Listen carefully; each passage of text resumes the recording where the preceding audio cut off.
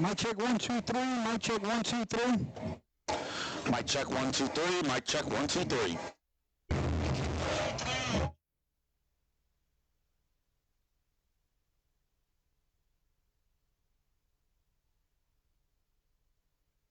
Mic check 1 2 3. Mic check 1 2 3. Mic check 1 2 3. Mic check 1 2 3.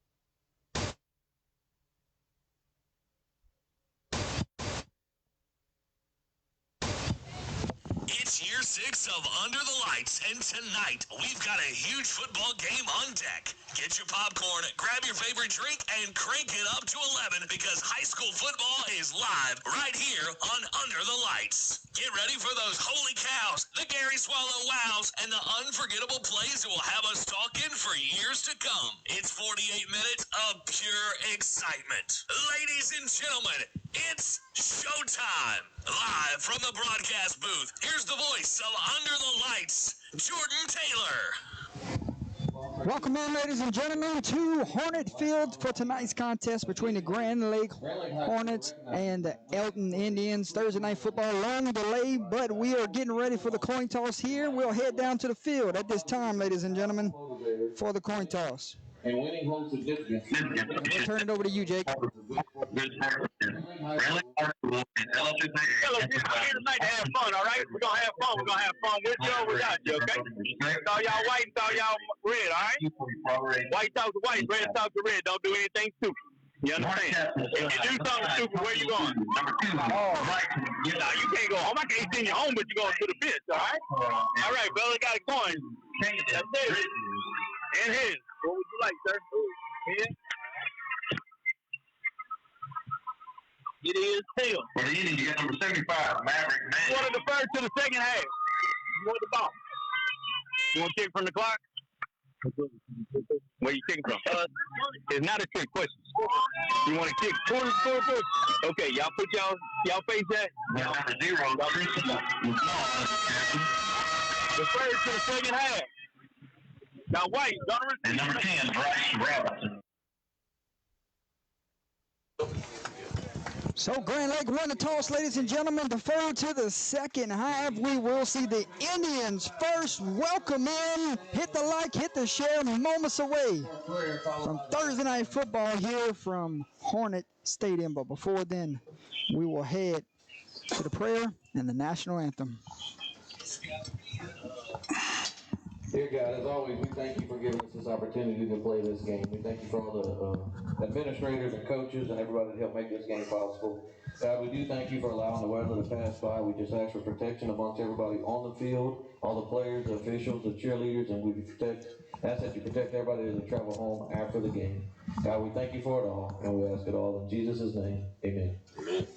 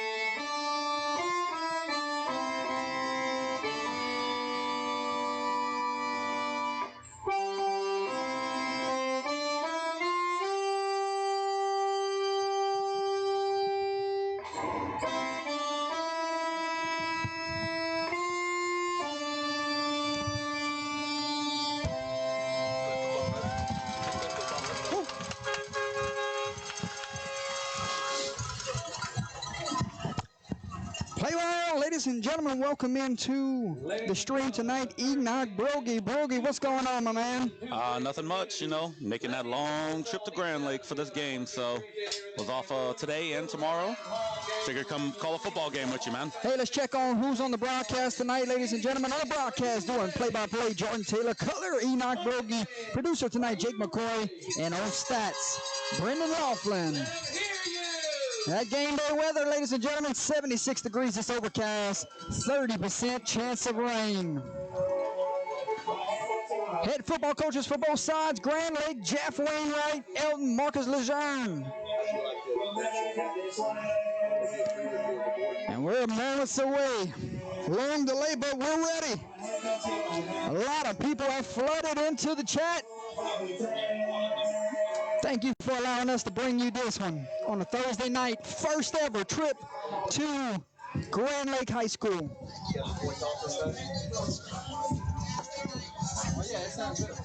Yep.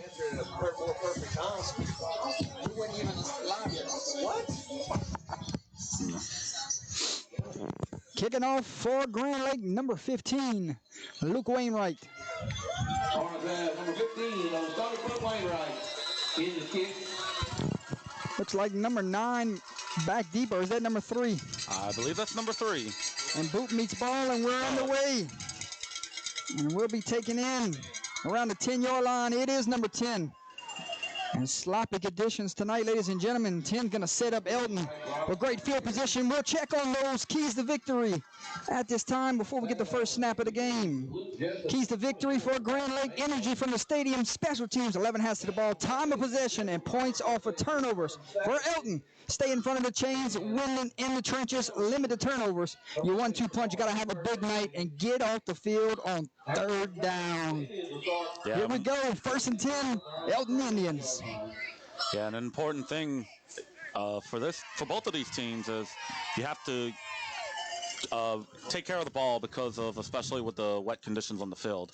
Yeah, it's going to be a soggy night. They're going to start off with a handoff to the big fullback, and that's exactly how you wanted to start this one. If you're Elton, he goes for about 13 yards, 1st down. Holds right there, powered his way through, shedded a couple of arm tackles, and you get a 1st down for the Elton Indians. Good run by number 6. Tackled by Wyatt Wilkerson and Zane Armentor. That's good for Indian 1st down. That was Lemoyne on the carry. 1st and 10. Whether they're trick-or-treating or the rain or whatever. Elton on the move here, just underway. 1st quarter. And you're just tuning in. We did have a lengthy delay in the 1st half. Yeah, good. There was a few lightning strikes, especially when we came in.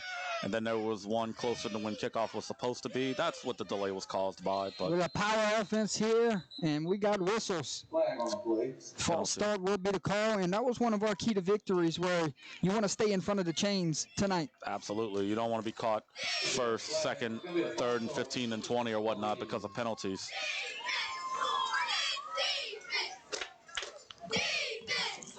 So back them up 5 yards. We go 1st and 15. A poncho type of night here in Cameron Parish.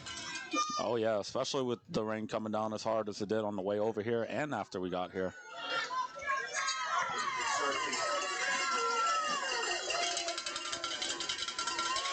First and 15 for Will.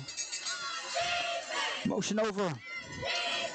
Got a handoff to number 0, and he's brought down immediately. Tristan LeBlanc. Yeah, Elton going in the wrong direction. He ran into a brick wall right there, and he kind of just flew backwards. Really not anywhere for him to go on that play. You're going to have to go north and south tonight. Not going to be able to go east and west with the field conditions. That and Grand Lake, at least I've seen from these first couple of plays, they have some decent speed on the outside, too. Just a little bit that they've shown so far. 2nd down and about 17, all the way back to the 35-yard line. Okay, yeah, call me. Yes, sir. Imperative to get positive yards here. LeBron going to get another carry here, and he runs right into the teeth of the defense. And this Grand Lake defense, besides that first big run, they've settled in. They could just be getting their feet under them right there. You know, sometimes you see teams, even with good defenses, they'll allow a couple of big plays at first, but once they get their feet under them, they're making stops. So 3rd and about 16 from the 36-yard line. Could we see our first pass of the evening? I would think Might so. not see many passes this evening with the wet ball. Yeah, I would think so. I think you could give it a chance here. They're going shotgun. Rolls He's out. going to roll out to his left, looks, fires, got a man wide open, the pass is complete, and that is Tristan LeBlanc, and the right man to go to on 3rd and long. Yep, he has to come back and get it, but still a great. How many yards you picked up there? Looked like he got about 19 or 20. It was definitely past the sticks. So about I'll go with 19 yards. About 19 yards there, 1st and 10, and a big first down for Elton. Also in plus territory, so let's see what Elton's going to start cooking up here. Got that big first down on 3rd and long. Have a little bit of momentum on their side. Let's see if they capitalize. They're going to want to toss to LeBlanc. LeBlanc gets a couple blocks. He's down the sideline and taken down for a pickup of 4 yards. Yep. Had a little bit of space on the outside that time, and he was able to make the most of it. 2nd down and 6 for the Indians. And we're just underway here. 8:37 to play. First quarter. Might be a time of possession type of night. It could be, especially with the field conditions and whatnot, and it possibly could be showering, raining again. We don't know yet. Maybe we're in the clear. Yeah, it's still drizzling. Yeah. Have to keep hold of that ball. Now going to run the same play, just the other direction. And LeBlanc not going to be able to go east and west. Got to find that hole and cut it up as soon as he can. Yep. Number 12 and big number 68 on the stop for Grand Lake right there. Charles McFarland and Antonio Alonzo on the stop there. Yep. Good play by the Hornet defensive line. 3rd and about 7. So another 3rd down opportunity awaits here. Not nearly as bad as the last ones. 3rd and 8. Definitely manageable. But if you're out and you want to stay in front of the chains. You have to. You absolutely have to. 3rd down. LeBlanc waits in the backfield. And they will run. It's number 6 here, a little misdirection. And it's going to be short, but you're kind of in the spot of the field where the offense might stay on and go for it here. I would think it's 4 down territory for sure. I like the play call. A little bit of misdirection, a little bit of trickery with the eyes, but that was Lemoyne on the carry. But Grand Lake's defense read it pretty well. Also with a birthday Sunday, Matthew Fitchman. Happy birthday, Matthew. 4th down and 4. Offense stays on the field. Big 4th down here. Hornet fans in 4th down on a Thursday night. And don't fall asleep here on the long count. Right. If you're Grand Lake's defensive line, don't jump. Instead, they hand it off to the big fullback. Needs 4 yards, and he has a gaping hole down the sideline. He may take it the distance. Touchdown, Indians. Hey, who said the big man can't run fast? That was number 6. Where was it at from? Malachi Lemoyne. McKeelan. McKeelan Lemoyne. So I do have Brendan here to correct me if I get any of the names wrong tonight. Yep. How long was that one? Looked like that was about. Well, we can look back on the replay. And we are in a tiny press box, so Yep. I gotta work through this small window. Oh yeah. Let's see if I can go back on the replay and see how long that run was. 2-point conversion here for Elton. And the Indians are going to go for 2 here. Blanc going to get the carry, and a good play from the linebacker there. And the 2-point conversion is no good. So 6:45 to play here, first quarter. Your new score from Hornet Stadium. Elton 6, Grand Lake 0. We'll step away, ladies and gentlemen. 38. Grand Lake 37-38. fixing to get the football back when we come back. Those impact players tonight from both sides. We start with Grand Lake. Number 2, Bryson Guillory. Number 3, Keelan Vasquez. Number 12, Charles McFarland. And for Elton, number 0, Tristan LeBlanc. Number 6, Jeremiah. No, number 6. Keelan Lemoyne. There we go. And There we number go. 54, Jeremiah Fontenot.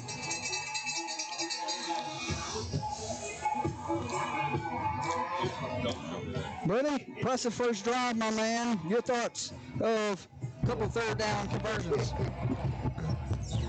Big time conversions for us, man. I like the trickery we came out with, the misdirection. Obviously, it seems to be working. I think we need get a little bit better in the trenches to give McKeelan and Tristan a little bit more room. And we should be good all night, man. Thanks for the insight, Brendan. Who's the kicker tonight, Brendan? 32. Number 32. I think it's 32. So normally Traylon Delafosse tees it up. Strong McFarland is killing back there back to receive. I believe it's number 32. And it's going to be a short kick in this one. Trickle out of bounds and going to set up Grand Lake with good field position. Yep. They are fixing to score, boys. You say 32 last name. Delafosse. So 1st and 10 Grand Lake. How would they respond here, Enoch? I think that Grand Lake, seeing that they went down a little bit early, they did stop the conversion, but I think Grand Lake's going to try to do the same thing. Move the ball down the field methodically or whatnot and get into the end zone that way. With the field conditions tonight, I said it could be first 1 to 6, but right now we'll see which defense has the most stops at the end of this one. Yep. We'll see how long the gas tanks of the defenses will be able to hold up. We'll see if one of these defenses get tired by the 4th quarter.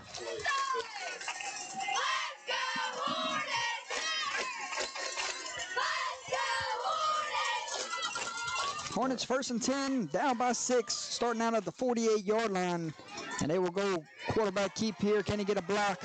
He does. And he does. He gets a couple of them, and he sprints down the sideline, and going to be very tough to catch the corners tonight, boys. Yep.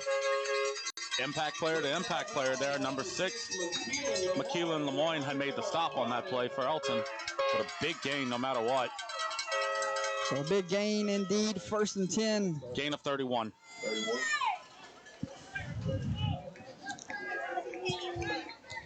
And Grand Lake's on the move. That was number 2. Saw one big play from Elton's Bryson offense. Guillory, the quarterback keeper. Yep. Saw one big play for Elton's offense, led him to the This score. time they get a handoff to the tailback. And it goes for a gain of 3. Yep. Looked like number 1 was on the stop, Derek Ross for Elton. That throw right at 5 yards on the carry.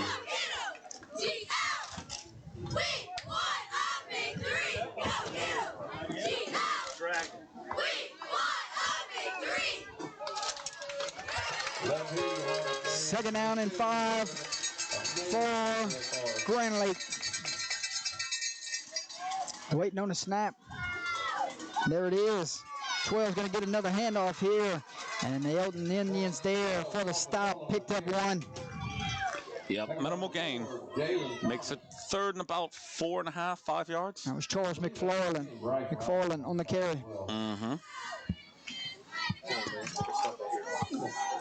A 3rd down and about 4, Enoch. Yep, need a big stop here from Elton. At the 15-yard line. I still think this is probably going to be 4 down territory no matter what. There's the snap, and we got whistles, penalty flag. We'll see who this one's against. I didn't see who it moved.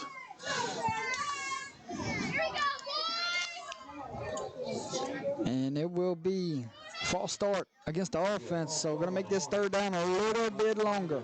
Looks like it's going to back it up to 3rd down and 9.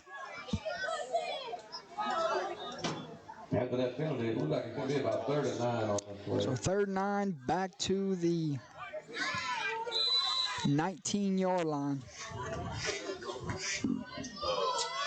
Let's see what Grand Lake pulls out of their playbook here to try to convert this one. I think it's 4 down territory. I think it is no matter what, too. 100% agree with you there, Jordy. 3 comes out split wide. Down here at the bottom of your screen. Handed off to 12. And a good job there from the Elton defense. And it will set up 4th down. 54, Jeremiah Fontenot, number 7, Davin Simon. Doesn't look like any personnel is moving. Doesn't look like it. Picked up 2 yards. Going to be 4th and 7. Yep. And it doesn't look like any personnel is moving on to the field for Grand Lake. Quarterback staying in. So this is going to be 4th down. 4th down and about 6 yards. And they're going for it. 4th down. Offense stays on the field.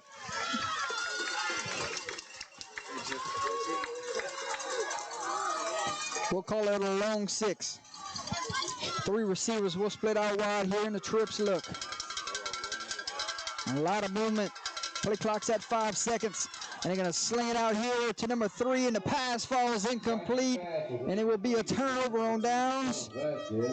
And Elton gets a stop. They're fixing to get the football back. Up by 6, and a great start for this game for Elton. Yep, good first stop for that defense. They bent a little bit on that first play, but after that, kept their composure, stopped them on 4th down, and now an opportunity to go up 2 scores here. Yep. If Elton can move the ball down the field again, you're looking at a 12-point game minimum. Jake, you've seen 2 drives from both teams. Your thoughts here of the starts from both sides? Yeah, so far 2 good run football teams here. It's going to, like I said, it's going to come down to defense probably. Who can make more stops, and so far Elton's defense doing a good job.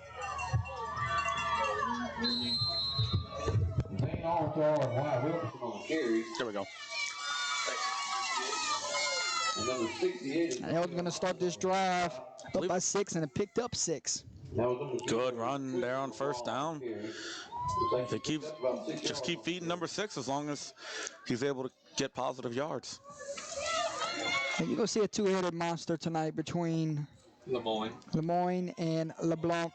Yep. So expect to call their names quite a few times this evening. Oh, yeah.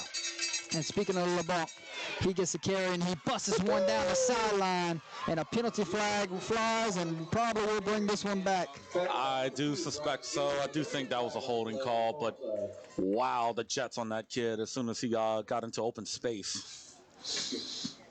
So a long discussion here. Let's see what the call is. Got it.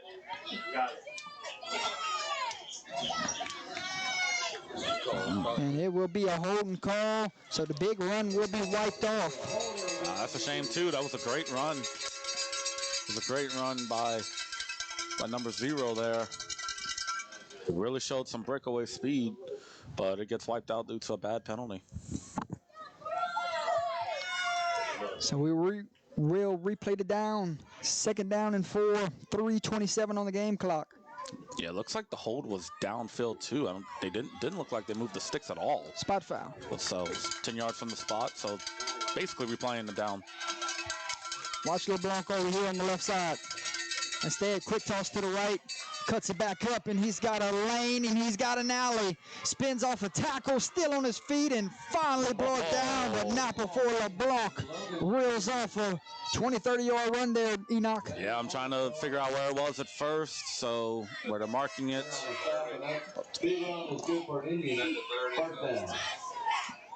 Looks like about a 27-yard gain there, Jordy. The ball was spotted at 30. It looks like it was about a 27-yard gain. So a big-time run from LeBlanc, and his legs are starting to heat up a little bit. Oh, yeah, we saw it on the play that got wiped out, and we saw it on that one, too. Better field conditions. He could have took that one to the house. I agree. 1st and 10. Elton on the move, up by 6. And hand it off to the big fullback, and not a bad option here. And a good rally to the football there for Grand Lake. Yep, number 12, Charles McFarland, was fought off the stiff arm and was able to get him down with a little bit of help from his friends. So turned that into a 4-yard game where he could have broke it for a lot more had he not held on and made the tackle. 2nd down and 6. Ball lies at the 39-yard line. A fast-moving first quarter here. 2:05 to play. Oh, yeah. We'll give you some score updates from around the state coming up at the end of the first quarter. Sounds good. And LeBlanc gets the carry, and They were impressed with LeBlanc running the football here early. Yep. He just needed a few carries to get things going, and his legs are hot right now. Keep feeding it to him. Got to bring it up 3rd down and 2. 7 carries so far. Already up to 7 carries here in the first quarter. Lemoyne's got 4. Lemoyne got 4. So they're sharing the load here. Yep. 1-2 punch, as you said earlier, with the keys to victory, and they plan on leaning on it heavily. 2. So 3rd and about 2, and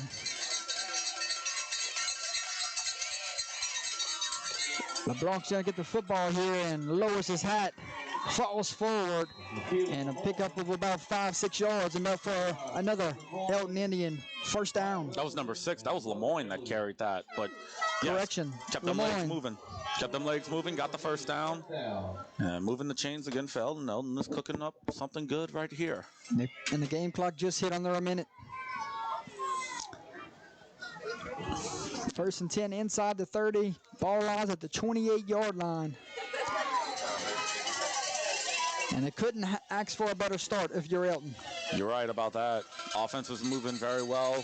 Only allowed 1 big play on defense so far. The Elton Indians, they're playing really well right now. Tristan LeBlanc goes for about 6-7 yards, and we'll see if we get another play in here before the end of the first quarter. There's about 20 seconds. They can choose to or not to. It's up to them. Say take this one to the end of the first quarter, find out which play you want. Yep. Because you got all the momentum right now. That's not a bad idea. Not a bad option. See if they do it. It looks like they are going to take it to the end of the quarter. All right, fellas, we'll turn things over to you guys. Starts on the first quarter. Yeah, so far Elton's defense is really, like I said, bend but not break. They kept Grand Lake out of the end zone, and so far LeBlanc's running pretty hard, and they're threatening again. So let's see if Grand Lake's defense can make an adjustment here in between the first and second quarter.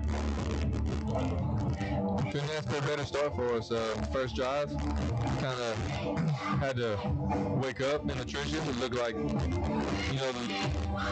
physically it looks like they're a little bit bigger than we are, but looks like our scheme kind of finally started to kick in, and the holes finally started to open up, and McKeelan Lemoyne and Tristan LeBlanc hitting the whole screaming, and our offense seems to be rolling right now. We got to keep it up right now. Brendan, let me ask you think the field's holding up well? You what? You think the field's going to hold up well? I do. When we got here, man, it was underwater, full of rain, and then it slowly but surely they opened the drains up, and the field seems to be pretty dry so far. You've got a few little spots where the grass kind of kicked up, but that's expected after an all-day rain shower. There was a group of senior parents that were dancing at the Pep Rally earlier. Some score updates at this time, ladies and gentlemen. Got some score updates for you guys. Let's see. Second quarter, Vinton on top of East Beauregard, 14-0. Basel Oberlin scoreless. Second quarter, Iowa all over LaGrange, 21-0. Second quarter, Hamilton Christian up on top of Maryville, 14-6. Let's see if we can find one more. Halftime, East Jefferson on top of Riverdale, 13-6 down in New Orleans. Thank you, Mr. Jake, for those score updates from around the state of Louisiana. And we're getting ready to start the second quarter here with a 2nd down and 4. So start of the second quarter. Go second and about 4 to go. 4 will go in motion. We got a penalty flag. Somebody might have lined up and instead they say false start, so a big penalty there against the Indians. Yep, second penalty. All right. Yeah, second penalty of the game so far. Or actually, that would be the third because there was a holding and there was 2 false starts. So third one so far. Definitely want to cut that out.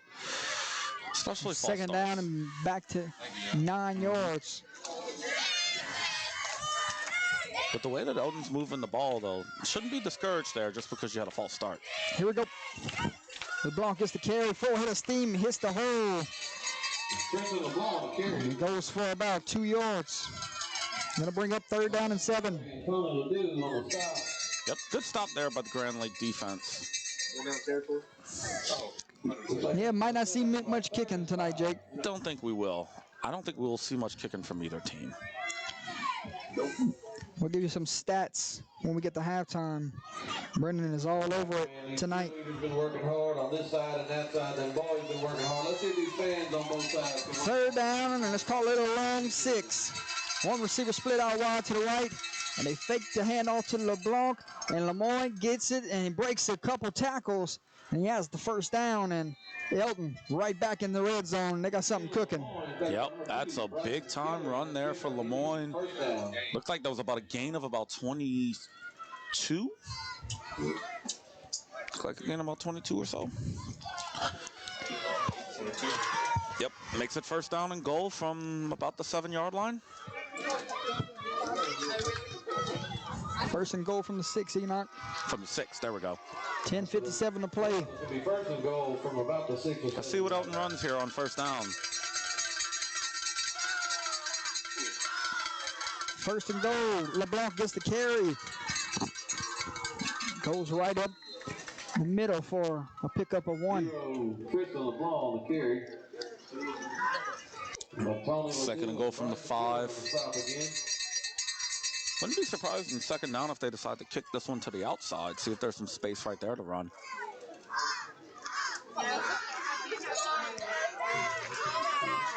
Just underway here in the second quarter. Elton up by 6 and threatening to add on to their lead. Yep, second and goal from the 5. They're just 5 yards away from pay dirt to make this a 2-touchdown game. And Lemoyne gets the carry here, breaks off the first tackle, breaks off the second, dives into the end zone, and he's in. Touchdown, Indians. Good run. Impressive drive there. Yep. From Elton, capped off with a 5-yard scamper into the end zone. Yeah, Lemoyne had a great run there. Didn't seem like many people were right there to stop him. Didn't seem like many defenders were there to stop him. And 2-point conversion try coming. Yep, trying to make it a 14-point game.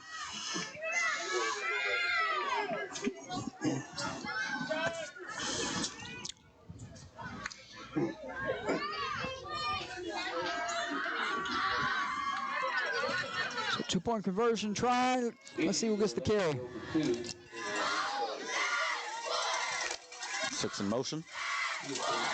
Fakes the handoff, finds a wide open receiver, number 4, Jalen Thomas. And the 2-point conversion is good. Like the play call there. You're expecting, they've been running the ball most of the game. You're kind of expecting that, but on the conversion, throw a pass, get it in, then you're plus 2 points. So your new score here from Hornet Stadium with 10 minutes to play. Elton 14, Grand Lake 0. And Elton's come out and they've really set the tone of this game. Yes, they have. Grand Lake on this offensive drive has to find a way to get some points. They gotta get into the game because defense is giving up 2 touchdowns on their first 2 drives. But hopefully for Grand Lake, their offense can get them in the end zone. Lemoyne, 7 carries, 2 touchdowns. Yep. That sounds about right.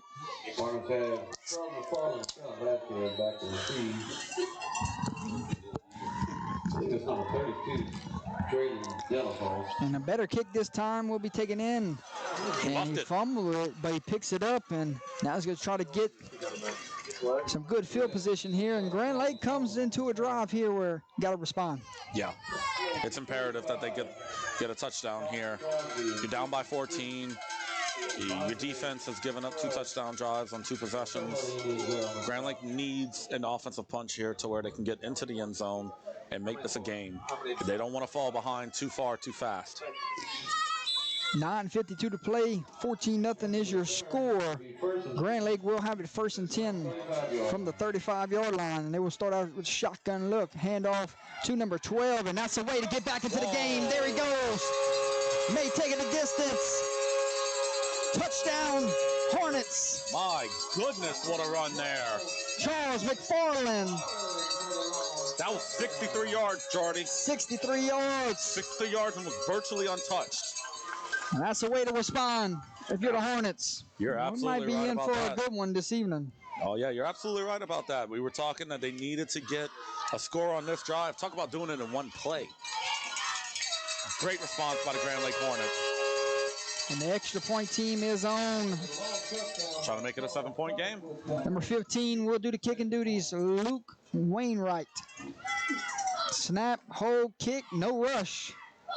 And the kick is good. 9:42 to play here from Hornet Stadium. Your new score, Elton 14, Grand Lake 7. Stick with us, folks. Got a lot of football left to play. Oh, yeah. Oh, yeah.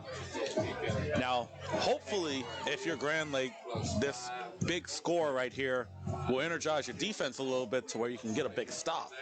If you can do that, get back on offense, you can go right down the field again and tie this game up. Big possession coming. Big possession indeed. Because you don't want Elton to score again if you're Grand Lake, because then you could be playing catch up.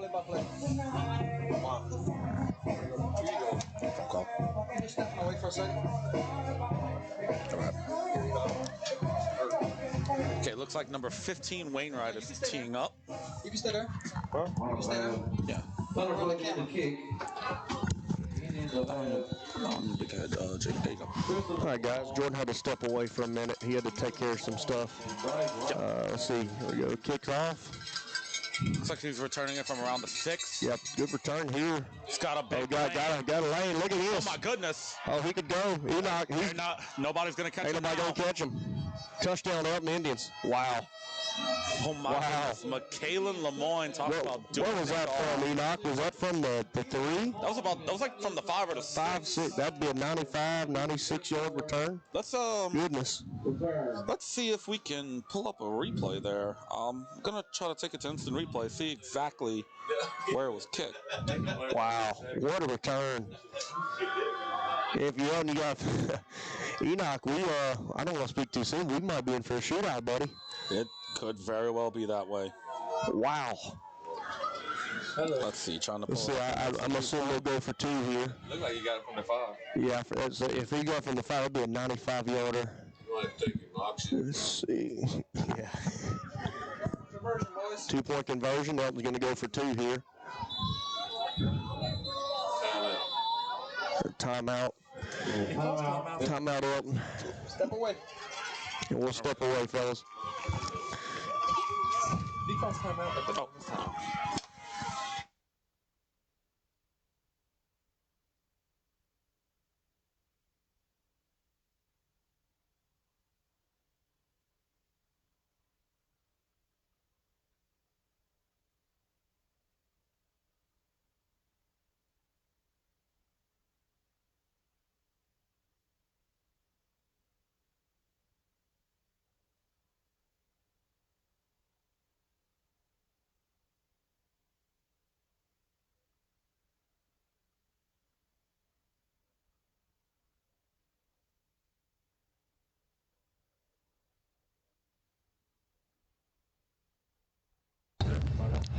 Two-point conversion try coming. 9:27. What a response for Elton. 1 play for Grand Lake, 1 play for Elton.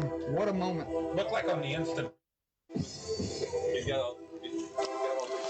Looks like on the instant replay there, it looked like he had returned it from about the 5. That was a 95-yard kick return for a touchdown from McKaylin Lemoyne.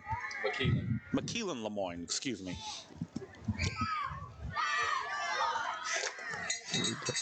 Put him in motion. Going out.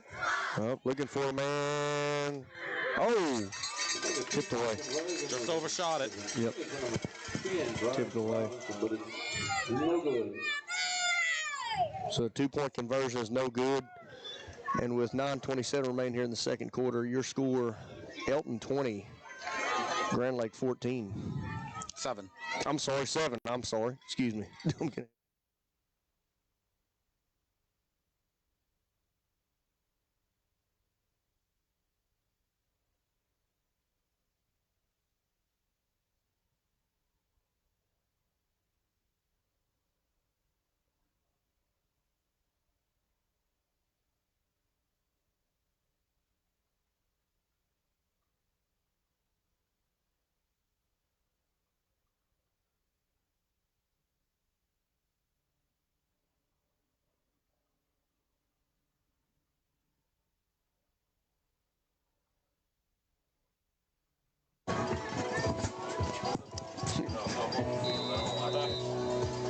Cav's going to be burned when you get home at the night. Here we go. Kicks off. Can't tell who that's returning. Looks like Elton's going to ball him up right there. Number 3, Keelan Vasquez. 30, Christopher Orland. It looks like Grand Lake's going to set up shop at, what we got, Enoch? What did you say about the? Looks like 20, let's see. 30? 35? 25-yard line? It's going to be the 25-yard line there. Yeah. 1st and 10. Grand Lake's going to see if they can get this offense moving here. And scored on one play last time. Yeah, that's all it takes. And I've personally seen Charles McFarland quite a few times. Here we go. Hands it off. And Elton's there to. Number 7, Davin Simon. Yep. That was number 7 on the stop. Number 7 on the stop for Elton. Who? Davin Simon. Davin Seymour on the stop for Elton. Looks like he got 3 yards. Yeah. 2nd down and 7. Yeah. From about, yes, that was number 12. Yeah, McFarland on the carry. I've seen McFarland quite a few times this year. He runs like he runs like a madman. That boy's got some wheels. Oh yeah, absolutely.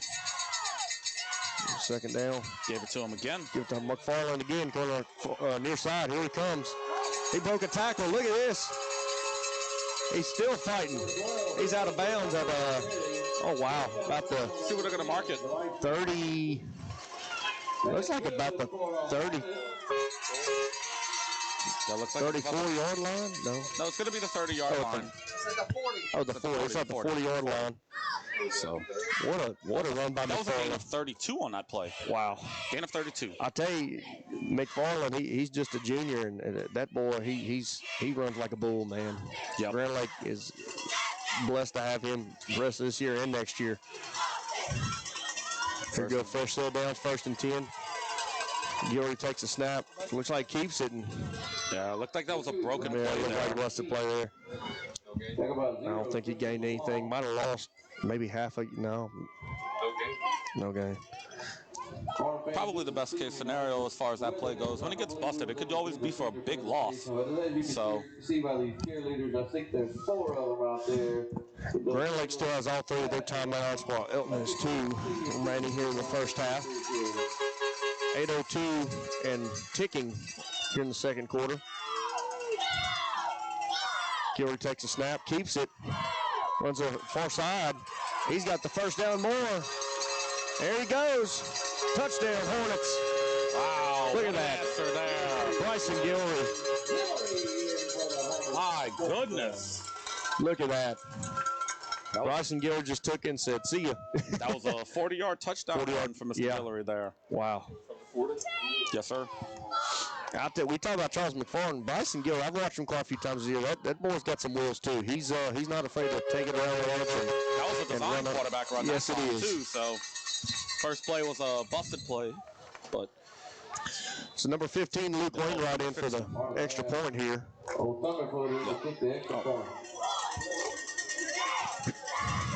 Snap, place, hold, kick. It's up and it's good. Wainwright is 2 for 2 tonight with an extra point. So with 7:44 remaining here in the 2nd quarter down here in beautiful Cameron Parish, your new score, Elton 20, Grand Lake 14 on Under the Lights.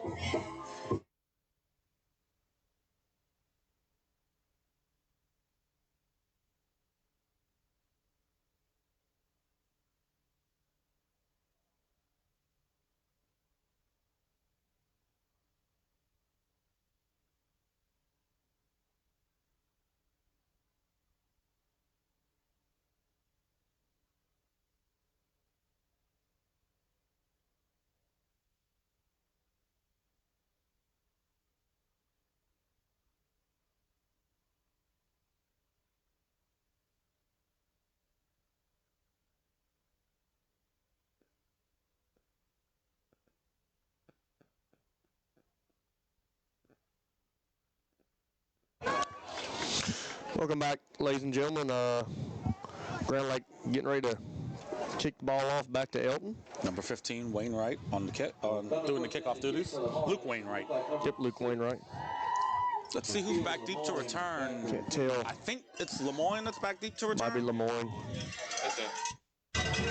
Don't kick it to him. No. Gets ball and let's see, short kick, takes it. He took it very close to the sideline, Yeah, too. very close, and looks like he'll be out of bounds or close out of bounds. It's on the far side. Enoch, can you tell where the line of scrimmage is, brother? Looking forward right now, I think it's going to be around the 33 or 34 yard line. That looks about right. Yeah, let's see. The line judge, he's standing up. He's standing about the 31 yard line. Not a bad return. Not a bad return. Not a bad return. Decent right. field position for Elton. Yep. See if Grand Lake can make a stop on defense here. Stop them from scoring, and if they can do that and Grand Lake finds more success on offense, we got a tie ball game here. Right. And you know, this is a tough district, Enoch.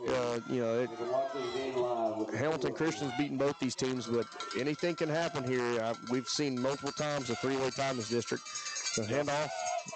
There he goes, and looks like it's a gain of about 6, maybe 5. It's hard to tell. I'm giving it a 6-yard gain. Yeah, it looks like about 6. Yeah. Who was on the run? 0. That'd be Lemoyne. No, that's LeBlanc. just LeBlanc. Just LeBlanc. I'll tell you, we talk about McFarland. LeBlanc's one of the better backs as well, also in Southwest Louisiana. And seeing is believing. I do believe it. That 1-2 punch is very effective, Jake. Here we go, second down and about 4. Hand off. There goes LeBlanc again. LeBlanc's got first down a little more, and he's down about the 46 yard line. Knock on the door at Grand Lake territory. 47-yard line. 47-yard line. Tell you what, Elton, came in here with a lot of confidence after a huge rivalry win over Basile last week. First time in 12 years the Indians beat the Bearcats. So you know they're coming in with a lot of confidence right now. Yep, seems like they're feeding off of it. Sometimes when you break a long losing streak like that against a rival, some teams come out deflated. Yeah. Not Elton. Of course, Grand Lake, they coming off a big win last week over Maryville as well. Yeah, and they needed that one. That was a big one for them. Grand Lake. Here we go. Snap. A bad snap, and might not have gained anything, so that'll make it 2nd and 10. Be 2nd and 10 from 47. Yeah, no gain on that play. Got 6:04 and counting remaining here in the second quarter. Yeah, the second quarter hasn't moved by quite as fast as the first, but when you score touchdowns, it tends to stop the clock. So it's 8:08 p.m. and for some that that were just tuned in, we had a 30-minute lightning delay, so we started about 7:30ish. There we go. Snap. Okay, it looks like Grand Lake's defense is swarmed, a whole swarm of Hornets right there. Number 6, McKeelan Lemoyne. Looks like McKeelan Lemoyne on the carry, and looks like there's a flag on the play, yeah. There is a flag on the play on the Couldn't tell, yeah. We're here in the press box, and this glare from the press box is kind of hard to see. Holding, looks like, on Elton. Looks like that one's going to mark it back 10 yards from the spot. We're going to see where the spot of the foul will be. Looks like Enoch, I'm going to say, let's see, where's he standing at? 42, 43 yard line. Oh. 37-yard line. 37 yard, excuse me, I'm sorry. 37. It's going to be 2nd and 20. 2nd and 20. Oof.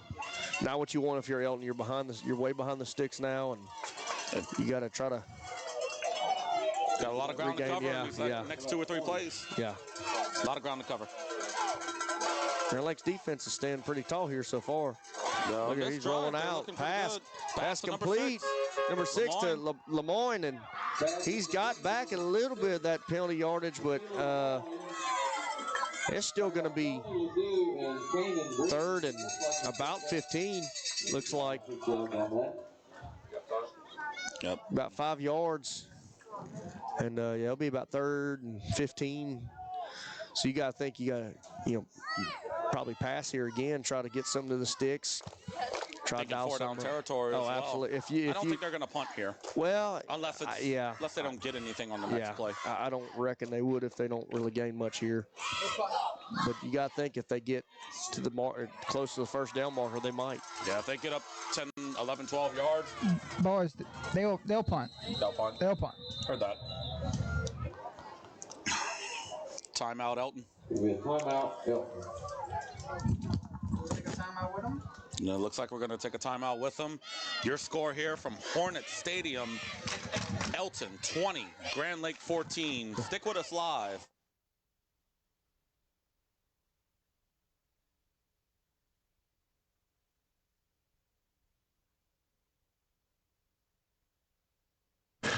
Gary Swallows Taekwondo Plus Tiger Rock Martial Arts, serving Opelousas and the surrounding area since 1988, with programs specially designed for all age groups. Tiger Cubs, 4 and 5-year-olds, juniors, 6 through 11-year-olds, teens, 12 to 15-year-olds, and all adults, 16 and above. Give us a call at 337-948-3433 so you can set up your first free trial class, meet all of our certified instructors, and take the first step towards joining our martial arts family. Taekwondo Plus Tiger Rock, teaching life skills and personal development, one student at a time. All right, and we're back. Big third down here. It's 3rd down and 15 for the Elton Indians. They need a lot of ground to cover here to get this big first down. See if Grand Lake's defense makes a stop. He rolls out. Quarterback rolls out. Looks like he's going to go for the run here. Scrambles. Yeah, didn't get a whole lot, but well, he got about 5-6 yards. Enoch, would you say maybe? Looks like he got close to the original line of scrimmage. Looks like he got back to that. 5 yards. Yeah, that looks like they'll punt here. Yep, punt it away. Maybe. You would think they would, and yep, that's it. Yeah, here comes Elton punt team. They're sending their special teams out. We got an interesting one up the road in Lake Charles. Second quarter, Hamilton Christian's up on Maryville, 21-14.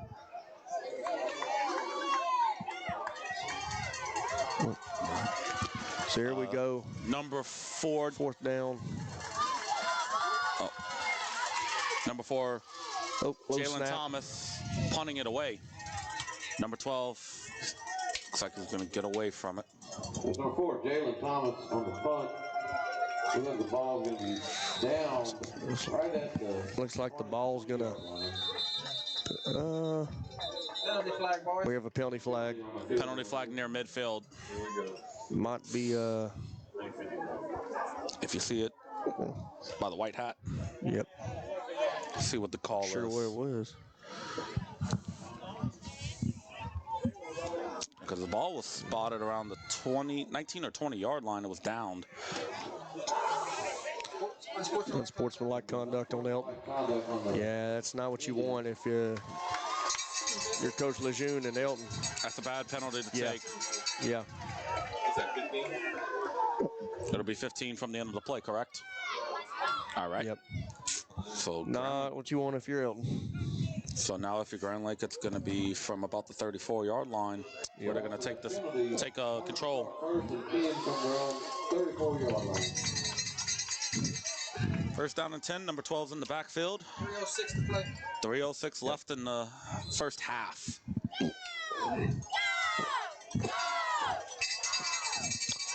Give it to McFarland. Look at that. Here comes McFarland. Oh, wow. Well,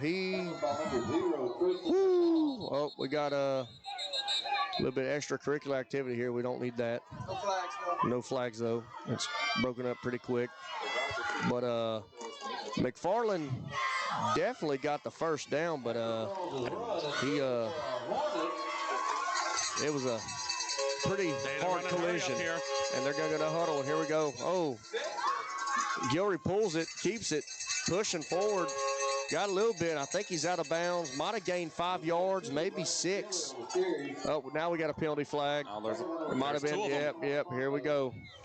We don't need none of this. Words are being said. We don't need down, that. letting their emotions get the best of them here. Definitely don't need that. Not sure what the penalties are going to be on or who's are going to be on in particular. Could it be one on each? Could it just be on Grand Lake? I think it might be on Grand Lake.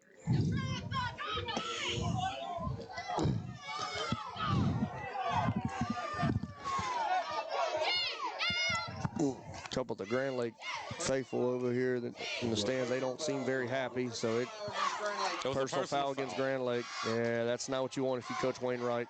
No, not at Gotta all. keep your kids' emotions in check. And yeah, so, you had a little bit of momentum on that drive. Had some good gain right there, and it just it's going to knock them back down to their own 37-yard line. So it'll be, what's it going to be, first and second? Let's see. They're having a little bit of a conference.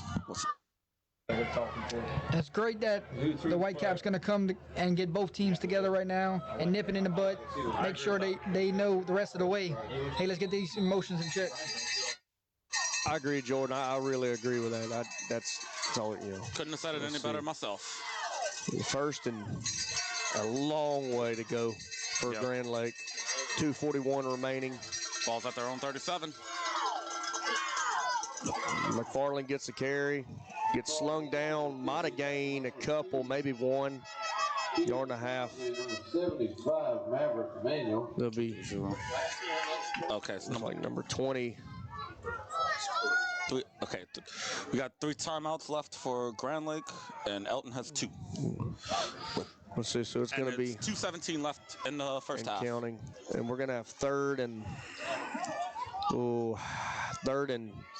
Third down or second? Third down. It's third and long. Third and long. They only gained about 2 on that last play. 2:03 and counting. We're at the 2-minute mark now. Here's a snap. Handoff, or keeper. Keeper. Look at Bryson Gilry. There goes Bryson Gilry. Look at him do it again. He did it a while ago, and here he goes again. Touchdown, Grand Lake Hornets. Wow. My goodness, that's 2. What a run there. Enoch. 61-yard touchdown run on the keeper. Wow. When you need a play before halftime to get a little momentum going in the locker room, you got it. Yes, they do. Bryson Gilry said, I got 2 on them tonight. So with that, it's now 20-20. If Grand Lake awaiting extra point, they'll take the lead. Luke Wainwright in to kick the extra point for Grand Lake. And setting it up. He's 2 for 2 so far. Let's see if he makes it 3 for 3.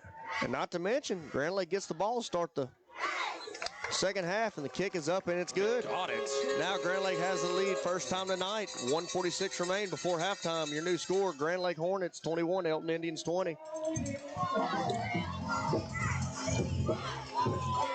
Wow. You're watching.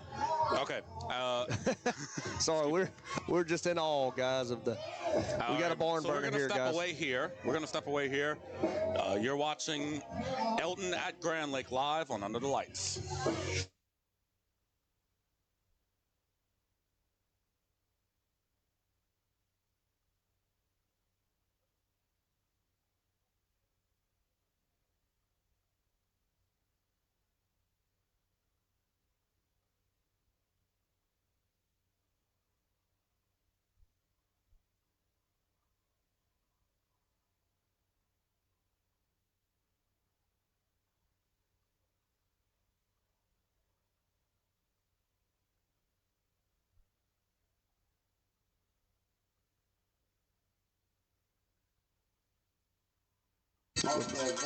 Wainwright back deep. Wainwright setting up to kick. Number 6, Lemoyne, back deep to return. Now, hey, Elton. Enoch, we've seen a kick return for a touchdown. You never know. It could happen again. A lot can happen in 46 seconds. He returned that one about 95 yards, and they're keeping it low. Yep. Pick it up, and, got a little hole there. Elton's got it. Let's see. They're going to set up shop at about real close to midfield, knock on the door of Grand Lake territory. That was number 2 for Keelan Crosby for Elton. He was trying to. 46. Was 36? 46. Yard line. Yep, at the 46-yard line there. Hey, great ball game brewing. 21-20, 139 remaining. I got the trainees getting their first action in this evening. Take it away the rest of the half, boys. Appreciate it, Jordan. Thanks, Charlie. Thanks for the reps. Oh, yeah. So We'll be first and working on 10. Elton looking like they're going tight. Yep. Snap. Handoff. Number 6. Looks like number 6, Lemoyne. And I'm not sure if he got much there. Might have. Looks like he lost a yard. Yeah, lost a yard, so it's going to be second and about 11. From the 45. Yeah, and if you're Elton, you got to think, you got to try to at least get down the field quick. You got to. They have 2 timeouts to work with. Yeah, 2 timeouts, and $1:15 ticking. So they're going to hurry up, run to the line a little bit. Let's see if they can throw a pass here, if they're going to just try to keep it on the ground and try to.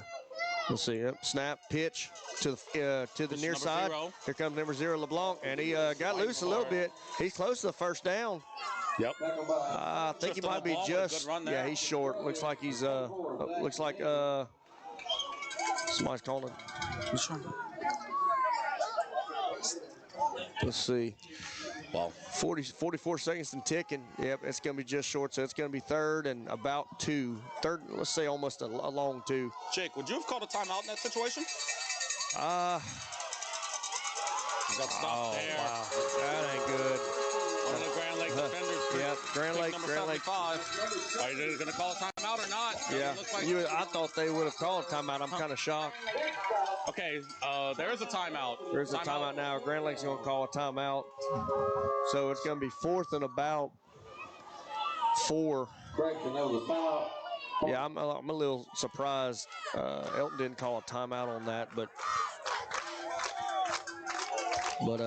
they got one play to at least try to convert here, or at least throw something deep and get in the end zone. Try steal a little momentum. I would expect Elton to actually punt in the situation. Yeah, they hit them deep. Don't allow anything big to happen. Let them go into halftime. And if I'd you're be Grand Lake, surprised if Elton was going for it here. I'd be very surprised. And if you're Grand Lake, you got to be feeling good about it, because you know you get the ball to start the second half, and you got a 1-point lead going to halftime. UTL Player of the Game sponsor, Whips Prints, Custom Apparel, and Substrate Designs. Owner, Kenneth Whip Beverly, is located in Crowley, Louisiana, with all your heat transfer and sublimation shirt design needs. You can follow him on Facebook or Instagram. Give him a call today at 337-581-6631. Tell Whip Under the Lights sent you on by. All right, and we are back. There's a snap. Fake punt. Fake punt. Oh, and Grand Lake was not pulled at all. Grand Lake was not pulled at all, and they were there in the backfield, and then some, and the Hornets are going to take over with 18 ticks remaining before halftime. That is huge. That is huge. Not the best decision. Yeah. Because Grand Lake is not pinned back deep. I'd have just punted it away. Yeah. I was surprised they didn't call the timeout on 3rd down, and they called a fake punt. I think Coach Wainwright might just take a knee here, send it to the locker room, but who knows? Grand Lake has 2 timeouts to work with, so they have a chance to make something happen. They have 18 seconds left. You're right. Anything could happen. A lot can happen in 18 seconds. Quick toss. Here comes McFarland near side and runs out of bounds. Might have gained. See, he gained about a long 3, maybe 4. There's 13 seconds left. There, yeah. Getting out of bounds, not having to burn a timeout. Made something out of nothing on a play that there wasn't a whole lot of daylight for. So, but we'll see. Both teams have 2 timeouts remaining, so. Well, that's a great one, Jordy. Maybe we'll see a Jaden Daniels Hail Mary. I'm here for it if they do it. Yep. Gilry on the keeper, gets ready to throw it, and he throws it. Oh, and it's caught. Oh, my gosh. Whoa. Wow. Holy cow. Who was that? It looks like that was let's see if I can find it. Wow. Who made the catch there? That was a. Oh, we got a flag on the play. It's on the far sideline. We'll see what they say. If it erases the touchdown or not. I think that was number 8. Ezra Fodno was there on that catch. Yeah, We'll see if it stays. Yeah, touchdown will stay. So Bryson Gilder to Ezra Fontenot. Wow. So the call was an unsportsmanlike conduct, but it was after the play, so the touchdown will stand. Yeah. Wow. But what a turn of events. And you got to think, if you Elton, you got to think back to that play on third down, the fake punt. Yeah. Because now it was pretty much the worst case scenario. Yeah, Grand Lake's going to be up by at least a possession and a half, and they'll get the ball started the second half. Number 15. So Luke Wainwright, go ahead. On the extra point. Wow. They can get a 8-point lead with this kick. Yep. And it's kick good. is up and it's good. Wow. Our new score here 28. At Hornet Stadium with 3 ticks left on the clock in the first half. Grand Lake 28, Elton 20. Wow. What a turn of events. Yeah, absolutely. And if you're Elton, you're hurting, man. You the third down play and then the fake punt. Yeah. And in that situation, you can't allow anybody to get behind you to where they can make that play. Right. So, yeah. I mean, that's. Yeah. That's why you pin them deep, Yeah, that's exactly why you pin them deep, I'm scratching my head on that call. I really am. I'm shocked. So, yeah. And that was a 14-point swing in a matter of less than a minute. Yeah, exactly. With 18 seconds. And what we say, a lot can happen in 18 seconds. And Jake was saying take a knee. Yeah, I'd be. I mean, but I mean, heck, if you got the opportunity, why not? Don't take your foot off their throat, And then you get the ball to start the second half if you Grand Lake. So it's a big momentum swing right here. Do you think onside kick, or you don't think? Remember, the penalty was assessed on the kickoff. Yes, that's true. Yeah, penalty was on Elton. It was assessed on the kickoff. 45-yard line. Only 1 second to come on the clock. Yeah, onside kick it here. See if you can take a possession away, and it is. Yeah, it is. Oh, it's loose, and they got it. I think Grand Lake's got it. Let's see. But the time ran out. Oh, there's no time left on the clock. It's going to be halftime anyway. Oh, man. You got to think if there was 1 tick remaining that they'd try to take a shot to the end zone, another one. Wow, what a first half. Well, now, folks, we're going to halftime here in Grand Lake. Your halftime score, Grand Lake Hornets 28, Elton Indians 20, live here on Under the Lights. One time I was glad that Mike So what are your first half thoughts in this game, Jake? Well, Enoch, I'll tell you, like I said, a weird turn of events. Elton gets up, to an early 14-0 lead, and then Grand Lake strikes back and fights back. And man, this is 2 quality Class 1A football teams just going at it. And man, I'm gonna tell you, I don't think the scoring's done at all. I think we're probably gonna see both teams train blows quite a bit in the second half. But it's all gonna come down to who can make the most stops. And I'll tell you about my first half thoughts. Yeah, go ahead. Elton came out, they played really well. All cylinders were going. But when Grand Lake started to get their feet under them, they were starting to get stops on defense. They were able to score on offense. Yeah. And Jardy said it right there off mic. You have to be able to close the door in the first half when you have the opportunities. They didn't. Bad decision on the fake punt. It leads to Grand Lake getting another touchdown. So and then they're getting the ball back to start the second half. You have Grand Lake. This is a big game for them because they currently sit at 17 in Division 4 non-select. Right. It's a win here. If they want a home playoff game, they must win this. Yes. And next week against They might be able to. Well, and if you're Elton, you're already sitting at, I think, number 9 or 10 in the power rankings, and if a loss here could really hurt them big time. It could. So and both teams have been playing pretty good on this wet field. Sponsors. Okay. All right, here we go. their standings look like? Let's see. Grand Lake is 4-3 in District 4 1A play. I'm 4-3 overall, 2-1 in District 4 1A play. They're ranked 17th in Division 4 non-select. Elton, on the other hand, with a 6-2 overall record, 2-1 district as well, ranked number 9 in Division 4 non-select. So Elton's got to at least try to win this to stay, and heck, if they win this, they could very well move up to number 7, close around, Haynesville and General Trask and Faraday. And if you're Grand Lake, you're fighting for a home playoff game. Yeah, you're fighting for one more game at Hornet Stadium. A win here will go a long way. Right. Hopefully a couple of other teams lose in front of you, and hopefully your non-district helps you out a little bit. And I'm going to tell you, this is a tough district. Both these teams have gotten beat by Hamilton Christian already, but I'm going to tell you, all it takes is that one team to throw a monkey wrench. I tell Brendan this off camera all the time, and that's a weird district. It never ceases to fail. Somebody always throws a monkey wrench in this district, and it forces a three-way tie. So, Maryville and Hamilton Christian, I was just looking, they're in a tight 21-14 battle right now up in Lake Charles. So you never know what can happen. And I'll tell you what, as much as it rained earlier, both these teams don't seem to have much issues running on a wet field tonight. Okay, we're going to wrap it up here as the first half is over. We're going to run through our sponsors. We will come back. We'll get Jardy and Brendan's thoughts on the first half, and we'll see how the second half goes from here. You're watching Under the Lights. And we're also going to give you scores from around the state of Louisiana halftime here score on Thursdays. Updates, You're watching Under the Lights. Yep.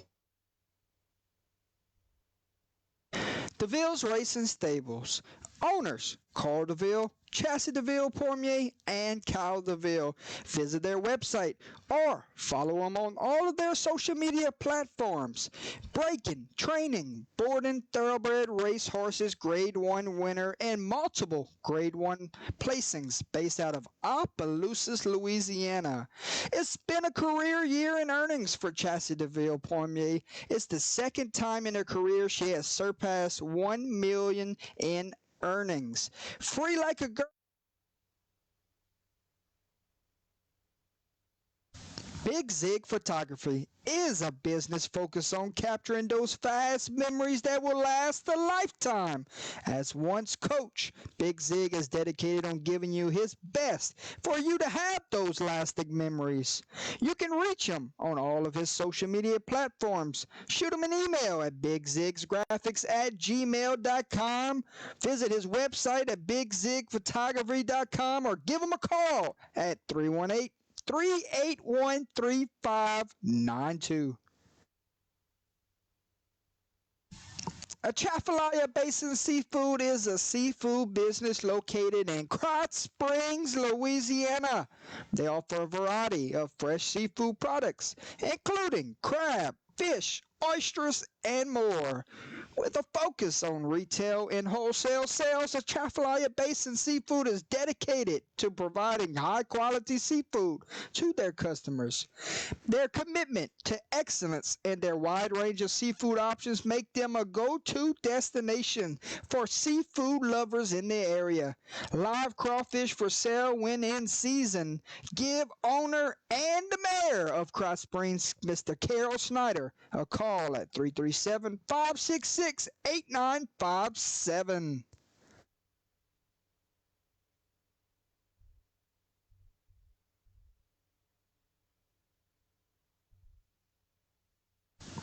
Call Alex Botno with Bird's Eye Insurance. He can assist you with all your insurance needs like auto, home, business, and life insurance.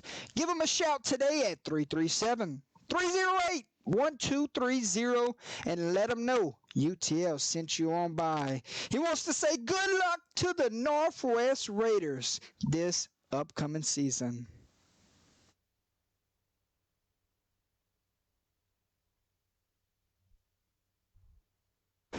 The Pizza Shack was founded by Louisiana's own Tony and Elaine Puriette in 1988, and they have been independently owned at the same location for over 25 years. They are proud to be the only independently owned pizzeria in Opelousas, Louisiana. They are happy to serve the customers and the community with not only a friendly service, but also a family dining atmosphere. Come discover the most well-known secret in Opelousas, where they have daily specials and absolutely the coldest beer in town. 1242 Edith Street. Give them a call at 337-948-4838. Are you ready to take your school's fundraising game to the next level? Fundraising University, America's leading fundraising company for high school sports, is here to help. They raise more money in less time.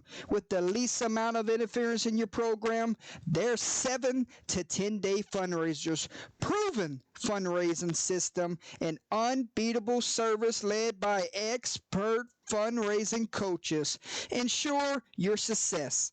See why teams across the state are switching to Fundraising University. Visit fundraisingu.net today and get started.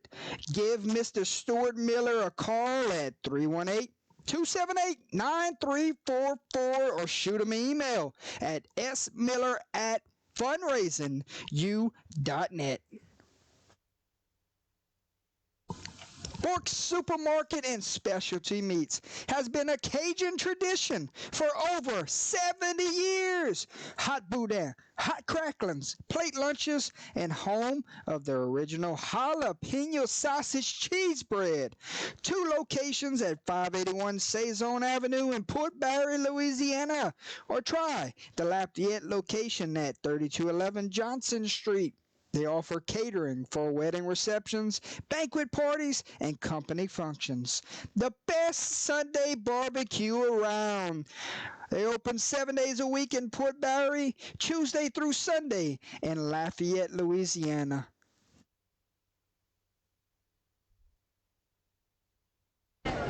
Howard Pool Company, taking pride in every pool since 1973. Locally owned and operated, serving all of South Central Louisiana, specializing in new construction, genuine and vinyl liner swimming pools. Give Mr. Kyle Vidrine a call today at 337-942-7222.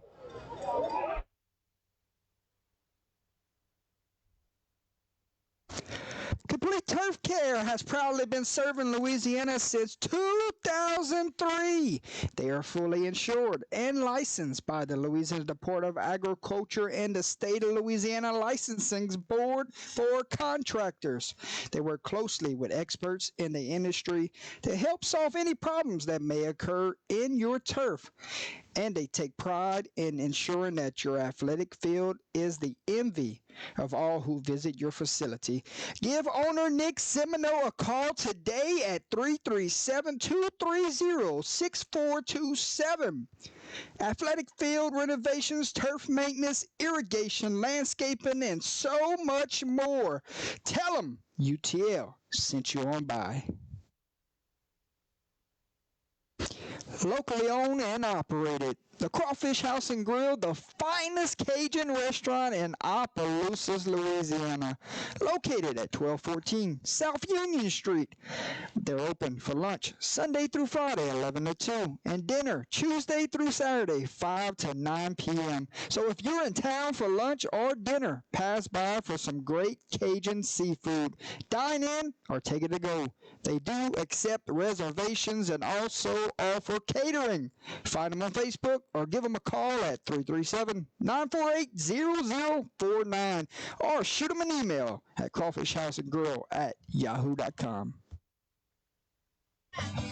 Thank you to all of our sponsors. Ladies and gentlemen, let's give you score updates from around the state of Louisiana. At this time, your score here from Hornet Stadium, Grand Lake 28, Elton 20, His mom, his dad, his sisters. St. Frederick 27, General Trask 0, halftime. Basile 6, Oberlin 0, second quarter. Hamilton Christian 27, Maryville 14, second quarter. A lot of the games in the Lafayette area has been in a delay because of bad weather that has moved through the area. It's They got some bad weather that passed through here earlier today, but Lafayette's getting hit hard right now. Oh, yeah. Seems like they're getting the brunt of what we've seen a few hours ago. And it wasn't storming heavy in Lafayette whenever I was coming through that way to head up to Grand Lake, but they're getting what we saw closer to where we were. How about this one? Vinton leads East Bow 28-0 in the fourth quarter. Hey, Vinton trying to make a statement this year. They're for real. Fourth quarter already, though. We're at halftime. Yep. I guess they didn't have any sort of delay. Right. Mangum leads Rayville 34-0. Haynes Academy. Aren't they undefeated? Yes, sir. They're trying to stay undefeated, and they got Patrick Taylor 36-18 third quarter. Yep. Bastrop leads Richwood 16-0 third quarter. Pine leads Bogalusa 21-8. Iowa leads LaGrange 28-0 third quarter. Arguably a top 5 team and Division II non-select right there with Iowa. Riverdale and East Jefferson tied at 13 fourth quarter for the district championship. Yep. Keep your eyes on that. We'll see what happens at the end of that, who ends up taking that district title. My thoughts of the first half, ladies and gentlemen. Some back and forth action here. A 14-point swing to end the half really sent Elton into halftime frustrated. Where they had the momentum, they had the lead, and Grand Lake, hats off to them for keep battling. And they came in some big-time runs from the quarterback, big-time runs from the running back, and a big-time throw there towards the end of the half. Really flipped this game on its head and gave Grand Lake the momentum going into halftime. We come out of the halftime here. Elton, you got to settle down, get back to your bread and butter, give the football to your 1-2 punch, and let them go to work. Grand Lake, a little bit similar of what you saw in the first half.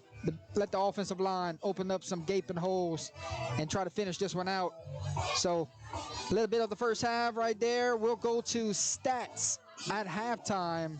At this time, floor is yours, Mr. Laughlin. You don't want it? I'll take it then. I got it. I'll give you Elton. I'll do Grand Lake. I got you right here. Oh, you got them all? All right. Grand Lake, the quarterback is number 12 or number 2? It is number 2. That is... Okay. That is Bryson Guillory. Okay, Bryson Guillory. His stat line at halftime, only threw 2 passes in the first half. He was 1 for 2, 40 yards in that touchdown. Correct. Also, he carried the ball 6 times for 140 yards and 2 touchdowns, having himself a monster first half. His running back, also a big first half, Charles McFarland. 7 carries, 106 yards, 1 touchdown. And the receiver, number 8, Nazira Fontenot, 1 reception, 40 yards, and a touchdown. 2 penalties for Grand Lake in the first half for 20 yards. And for Elton, stats, your leading rusher in the first half was Lemoyne, but Tristan LeBlanc out-carried him, 13 carries to 8. Tristan LeBlanc, stat line, 13 carries, 81 yards, 1 reception for 19 yards. And McKeelan Lemoyne has 8 carries, 93 yards, 2 touchdowns, 1 reception, 5 yards, a 95-yard kick return touchdown. You got to get those 2 involved in the second half, and you got to let them take you the rest of the way. Jalen Thomas, 1 reception, 1 2-point conversion, and Simon, 3 for 4 through the air, 26 yards, and 1 2-point conversion. But the big one, 6 penalties in the first half for 50 yards. Got to clean it up in the second half. Absolutely. Clean up in the second half. Elton's defense is going to have to make some stops, too. They find themselves down, and Grand Lake getting the ball to start the second half. So thank you to our good friend, Brendan Laughlin, for giving us some stats at halftime. It's nice to see some of those stats, especially when we get closer to playoff time, when we know every game will deserve this type of setting. Oh, absolutely. Want to get the stats, especially for playoffs, because get to see just how good these teams are that are going to be making these runs, and how these players end up producing. Whether we've seen them this year or not, it's nice to have that come playoff time.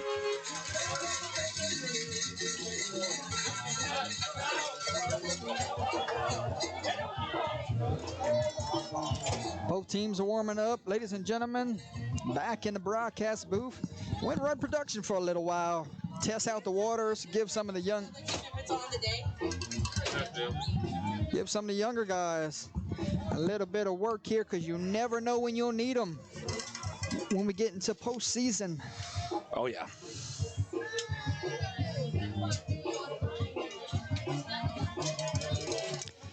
Tell you what, turned out to be a beautiful night after all the rain got on out of here. When we pulled up, it was ankle-deep water we had to walk through just to get to the press box, and it was storming. Oh, yeah, for you and Jake, ankle-deep water.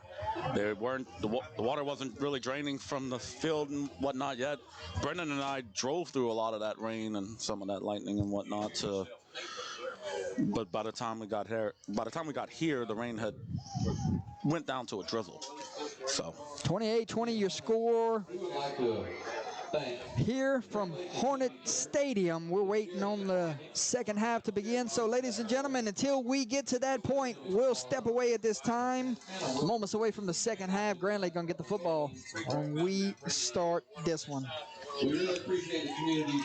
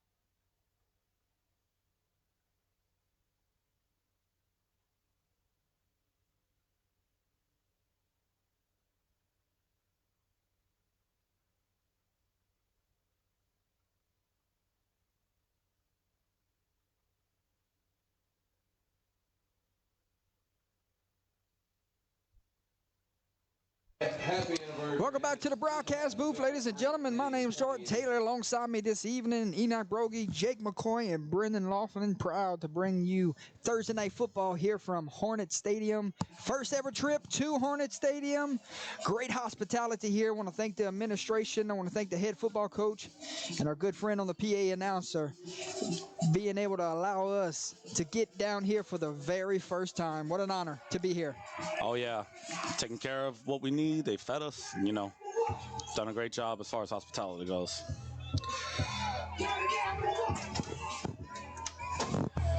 Yeah, Jordan, very thankful for the folks down here in Grand Lake and Cameron Parish. Good people down here, great hospitality. And, of course, they're feeding us jambalaya, too. That's always good. We love jambalaya.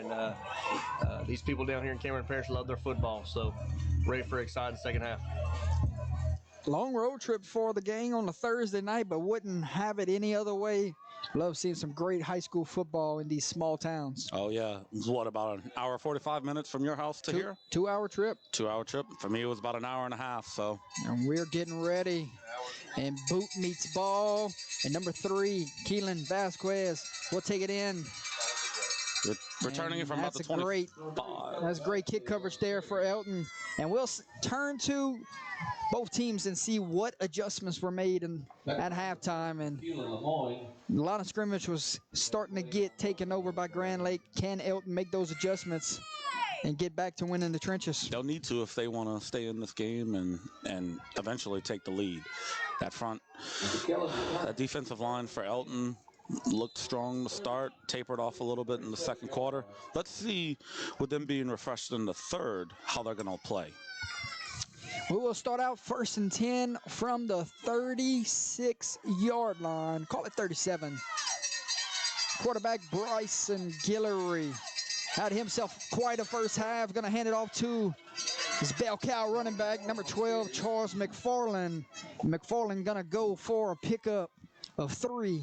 So we're going to start out 2nd and 7 here, just underway. Second quarter, 28-20 your score. If you're just joining us again, hit that like, hit that share. Show some love for the Elton Indians and the Grand Lake Hornets this evening. Yep, because it's all about the kids, man. Here we go, 2nd down and 7. And another handoff to McFarland, and doing a better job here coming out of halftime of minimizing the gains for this Russian attack. Yep.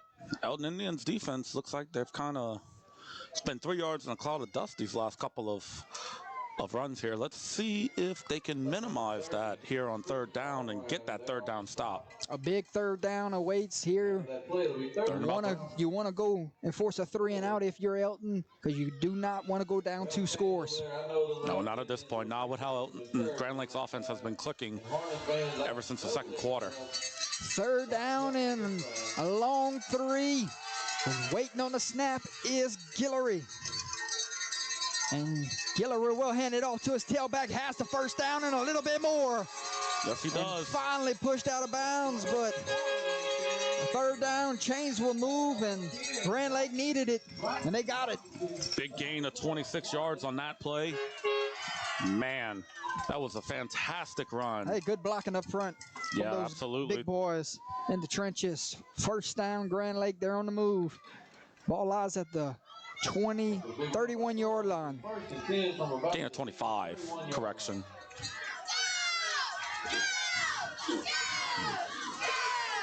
Quarterback power the whole way here, following behind his blocks.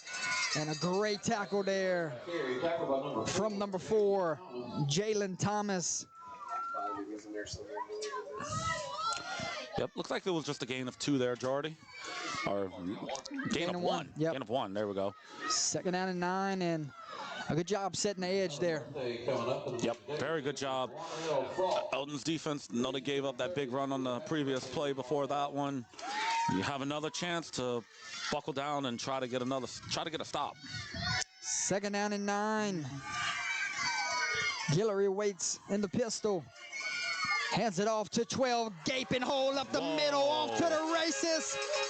Dives for the end zone. He's in. Touchdown, Hornets. They come out of halftime, and they extend their lead. 30-yard touchdown run by number 12, Charles McFarland. That kid is great. McFarland having himself quite a night. Yep. Anytime that kid gets some open space, good luck. Luke Wainwright on to do the kicking duties. He's 4 for 4 so far. Don't jinx him. Points. Guillory will hold. Snap, hold, kick is up. Kick is good. He stays perfect on the night. Needed. Ladies and gentlemen, your new score from Hornet Stadium with 9:19 to play. Grand Lake 35, Elton 20. Stick with us, folks. You're watching Thursday Night Football live on Under the Lights. Okay.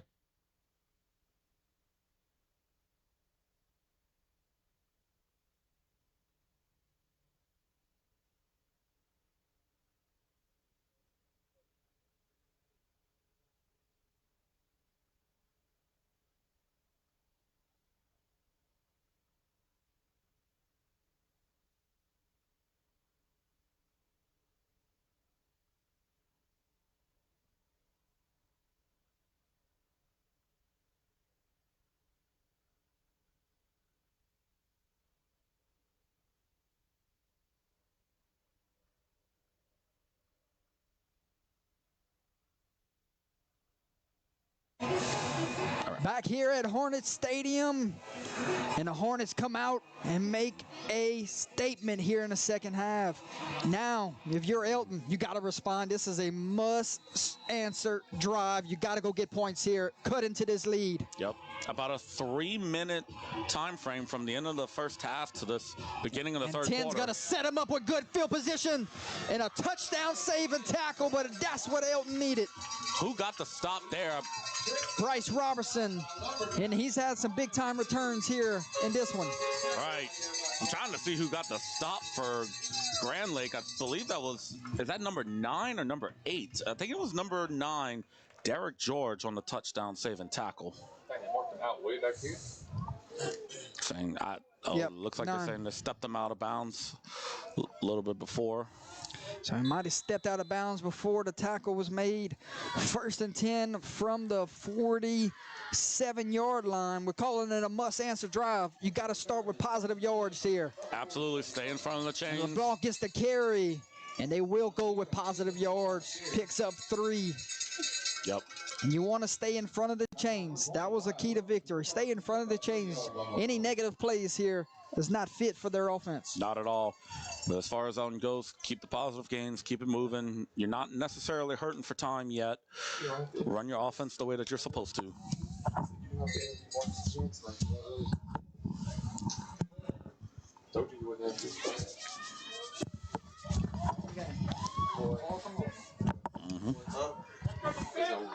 Second down and 7. Ball lies at midfield. See if LeBlanc gets another carry here. He's going to get a quick toss. Running out of daylight, trying to reverse the field here, and he is taken down. Good tackle there. Looked like the linebacker, number 8, Ezra Fatno. Yep. Traced him as he made the reverse to the other side of the field and didn't let him get away with that one. And a loss of about 5 yards there. 4, let's call it 4. 4 yards. 3rd and 11. Back at the 46-yard line. And is it too early to say you're in 4-down territory knowing you're down 2 scores? I don't think so. I think 4-down territory is a must here. Being down by 2 scores, even with this much time left. 3rd down and 11. And we got whistles. I think the play clock was out. I think it's going to be a delay of game. Yep, came from the near sideline on. Delay of game is the call, so going to make this 3rd down a little bit tougher. Call it 3rd and 16 now. Yep. Delay of games are always frustrating, but you really can't afford to burn timeouts in the second half with how this game's going, so you kind of just have to eat those 5 yards.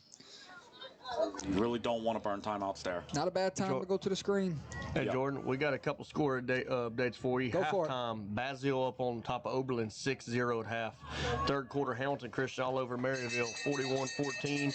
And 4th quarter, Benton on top of East Beauregard, 34-0. So Hamilton Christian locks up the district title if they get a win tonight? Is that how that works?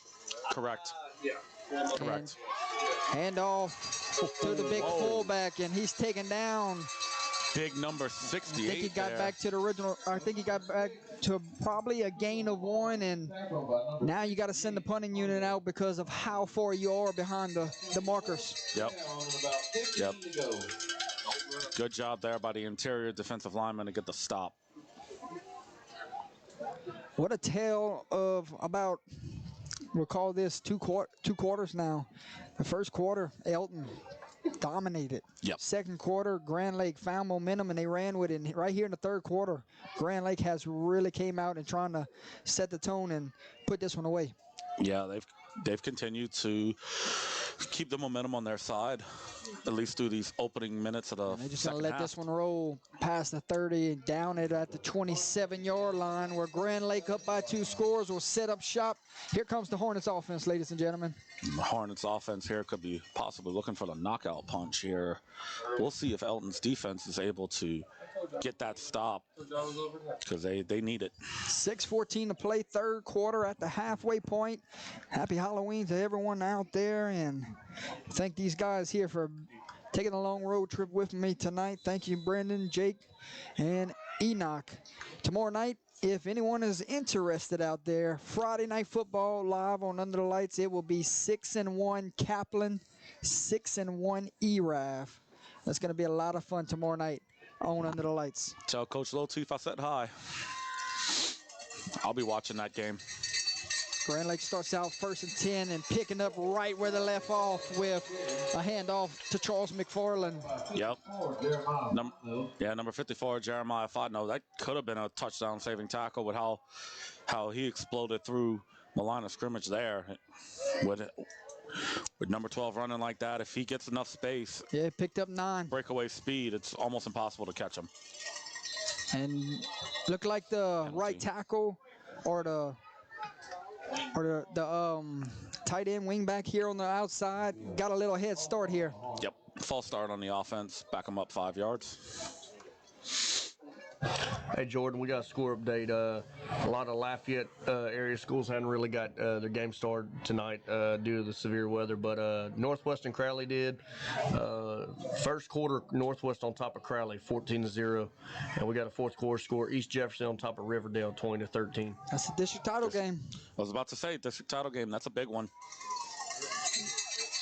2nd down and 6 after the penalty. There's the snap, quarterback pull here, and a linebacker there to greet him. That's a tough 2 yards there that he gained. Yes. Big 45 there on the stop. Number 58. Fox Crosby. Yep. Got a pretty big hit there, minimizing some of the gain there from the quarterback. How many gained on that play? I think it was a 3-yard gain because it was 2nd and 6 due to the penalty. 3rd down and 3 to go, fans, on the Thursday night. Picked up 3, my friend. 3rd down and 3. Hand off to the running back, and this time the defensive line gets home, and Number 30. you might be too far in your own territory here to not send the punting unit out. Yep. Yep, you're right about that. Yeah, it was a good We'll stop see what the there by decision is made here, because if you, and this is the right decision here, you pin them deep, you make it deep, you put them, make them go the length of the field up by 2 scores. Absolutely. Get the punting unit out there, get a good kick, and see what happens. It looks like they're going to have 2 men back deep on this one, Jardy. Number 6 and number 10 are going to be back deep for Elton. Louis Hernandez on to do the punting duties, and it's not the best kick. Not a great kick. And it goes out of bounds. It's going to set up Elton, good field position. And Elton, you got some life here with 4:08 to play. You go score. You cut this to 1 score. Yeah, that looked like that one got off of the side of his foot. He did not get all of that punt. 7-yard. You know. And with the good field position for Elton here, got to take advantage of it. have to take advantage of it. Get to the end zone. You're probably going to go for 2. You can make it a 7-point game if you get your 8 points here. But a long way from there. It's been tough sledding these last couple drives. This Grand Lake defense, this Grand Lake front 7, has really stepped it up the notch. I would not be surprised if Elton tries to go for a pass or 2, whether it be a screen or something like that. Just kind of try to keep that front 7 honest. Maybe you can open up something for a big run later on. They got 9, 10 bodies in the box. Yep. Zero just trying to outrun them to the sideline. And a good tackle there. I believe he got about 2 yards. Yep.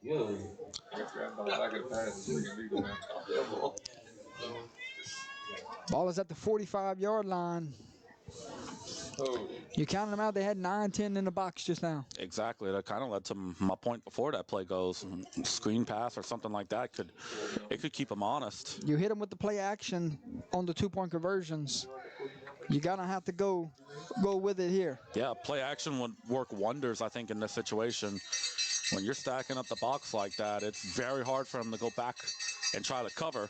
Instead, it's a handoff to LeBlanc, and LeBlanc, lost his footing there, but he was 1 cut away from cutting this into 1 score. Yeah, he had a lot of room there, and unfortunately, the grass monster caught him there. Can't say turf monster because we're not on turf, but 3rd down and 1. Very manageable here. It'll be 3rd and 1.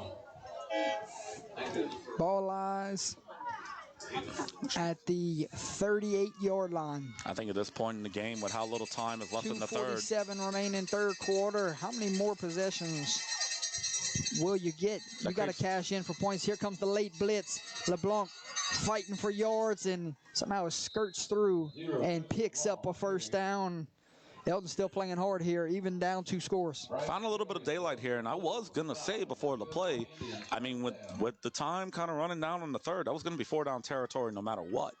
Because I think at this point, Elton has to find a way to respond. That was a big 3rd down conversion. Yes. 1st and 10. Found just enough daylight. From the 36-yard line. And a fast-moving 3rd quarter, 2:18 to play. Yep.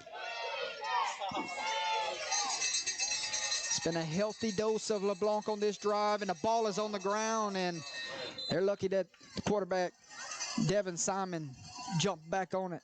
Yep, heads up play by the quarterback, mitigating. You mitigate the They're gonna have to damage get a from dry there. ball in the game. Mm-hmm. Yeah. Second down and 10 from the 36-yard line. And they were going right back to LeBlanc there. Oh, yeah, absolutely.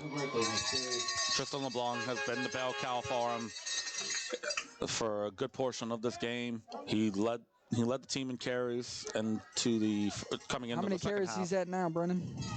13, 14, 18. Well, there's number 19, and that's a big one. Number 19 goes for a first down.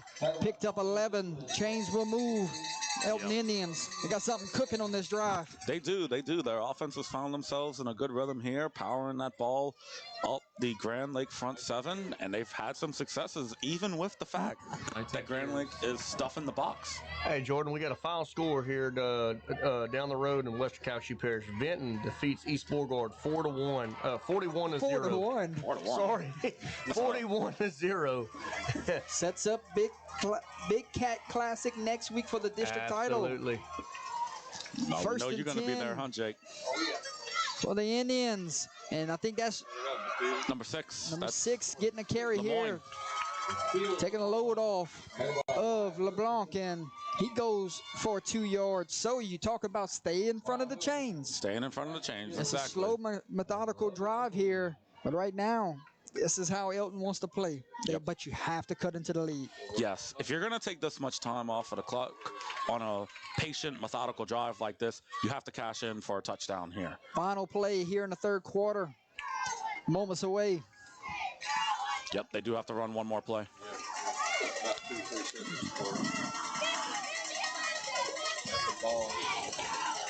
Waiting on the snap. 6 comes in motion. 2nd and 8. They're going to fake the handoff. Play action. Taking a shot to the end zone. Pass is incomplete. Didn't hang on to it. Hit number 4 in the hands. Could not bring it in. Jalen Thomas going to want that one back. I love the play call there. We had mentioned it a little while ago that it would have been susceptible to a play action right there. And unfortunately, could not in and out of his connect with hands. Ladies and gentlemen, we head to the fourth quarter at this time. 3 quarters have come and gone here from Hornet Stadium. Your score after 3 quarters of play: Grand Lake 35, Elton 20. When we come back, Elton is threatening, but a 3rd down and 8 awaits here. Can Grand Lake's defense get a big-time stop? We'll step away, ladies and gentlemen. You're watching Thursday Night Football live on Under the Lights.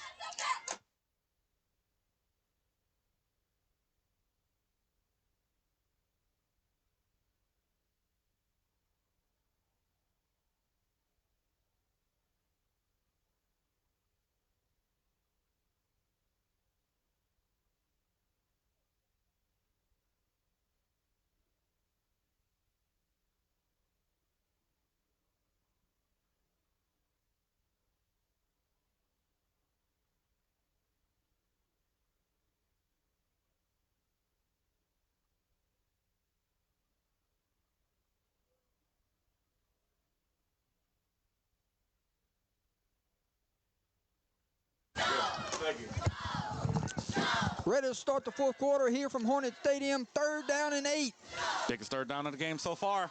Got to find a way to get 8 yards. They go play action. Quarterback looks, underthrows the pass, and the pass falls incomplete. Had a lot of pressure in his face. And yeah, the quarterback took a shot after that play. Don't agree with the play call there. I'd say get some of the yardage here, set up a manageable 4th down. I understand the play action because it was open on the last play, but one of the defensive linemen for Grand Lake came through on touch, and it messed up the timing. Because the quarterback did take a little shot after that play, but that defensive lineman was coming in fast. You got to run the football there. You got to set up a manageable 4th down. I certainly understand where you're coming from. Timeout, Elton. We'll step away, ladies and gentlemen. We come back.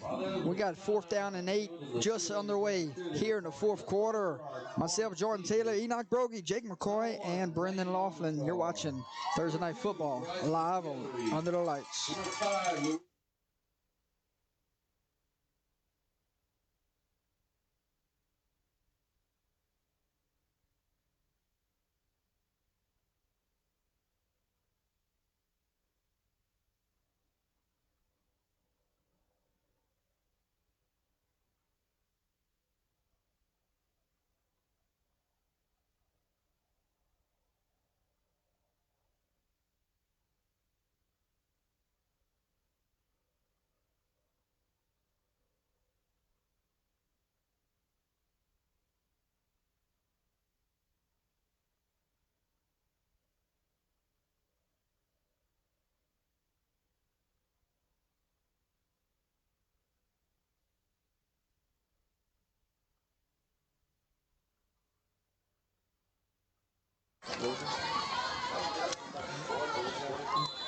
Okay, guys, we're back. 4th down and 8.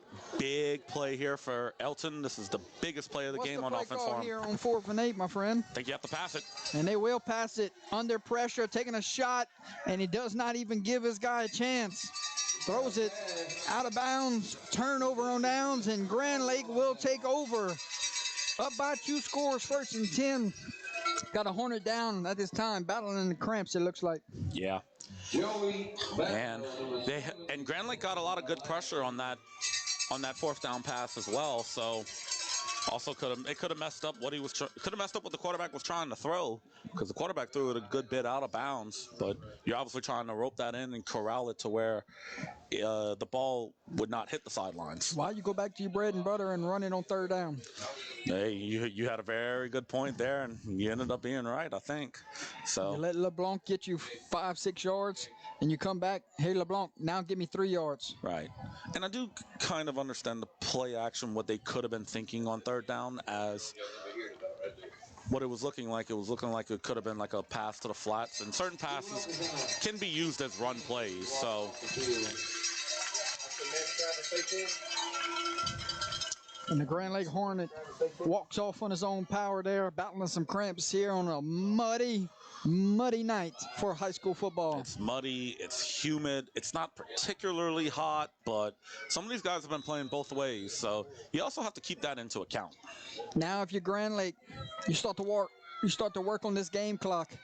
Work on the game clock, try to get on out of here with a home win, and not a bad guy to turn to. Number 12, McFarland. Yep. Looks like number 58 on the stop there for Elton. I'd love to give that young man some credit. I just don't have his number on my roster up here. Yeah, we don't have his number either, so. So y'all got the same roster out there? Nope. Man on there. You don't have the number, Brendan? Did not pick up any yardage there. 2nd down and 10. 2nd and 10. And quarterback will pull here. Guillory calling his own number. Guillory finds a lane, and he's off to the races. You might not catch him. Tiptoes the sideline, dives for the end zone. He's in. Touchdown Hornets. What a run from Bryson Guillory. Oh my goodness. That kid carries his breakaway speed into the 4th quarter. Go back and watch the freaking BB8 had the opportunity to wrap him up. Touchdown Hornets. Yeah, carrying away that breakaway speed into the 4th quarter, Jordy. You love seeing that.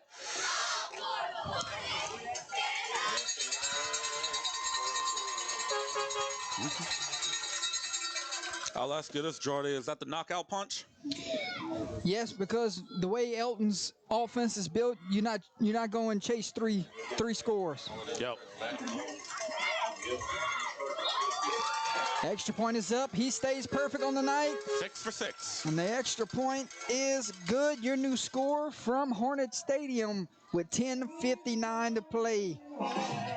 42-20 Grand Lake at home on senior night. They're rolling, Enoch. Oh, they absolutely are. Always love to get a big win here on senior night, and that's exactly what the Hornets are trending towards.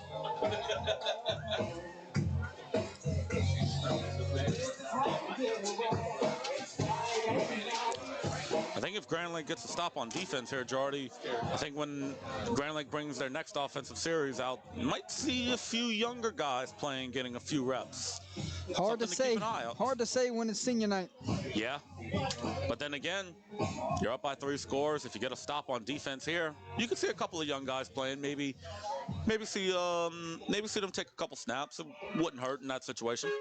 Where was Grand Lake in the rankings coming into tonight? Number 17 and non-select, Division 4. So a shot for postseason football here at the Hornets' Nest. I think with a win here and a little bit of help from their non-district, they'll get that home game. And then we start to look into the future. Both teams next week, who they got? I'm going to pull it up right now for you, Jordy. Elton's got Maryville on the road. Elton will have a... Thursday and Grand Lake at Overland. Next week, we start to look into the future And a lot of playoff positionings will go into Week 10 for both of these teams here.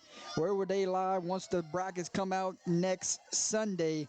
Right now, Grand Lake still with an opportunity to host postseason football here. Got some work to do, but they're well on their way to a big victory here. And then Elton came in ranked 9 this week. A loss tonight will hurt, but it won't drop them out of the top 16. Right. With Grand Lake, I'm not sure how much it's going to help their non-district, but them playing DeQuincy earlier should help them out. And we got this and whistles next week, here. possibly. I think they're having a chain issue.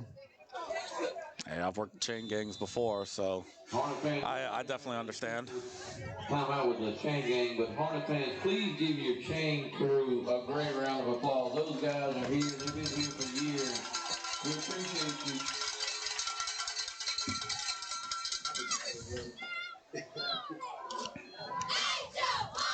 And they send Elton back to their huddle here. And they will restart the play clock.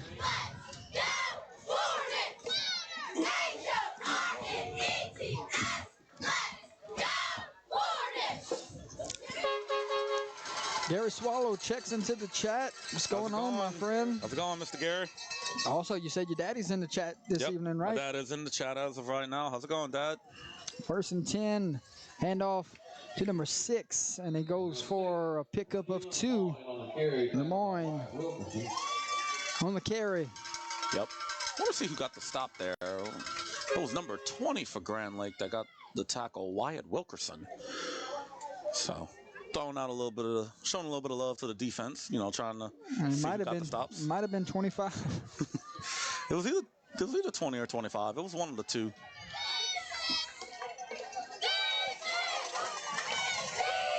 Second down and about 8.5, 8.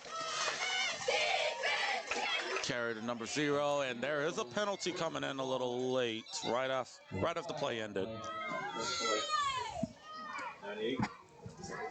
So penalty will be against the Hornets. Face mask is the call. And we'll see where this football is spotted after the penalty. Going to be an automatic first down.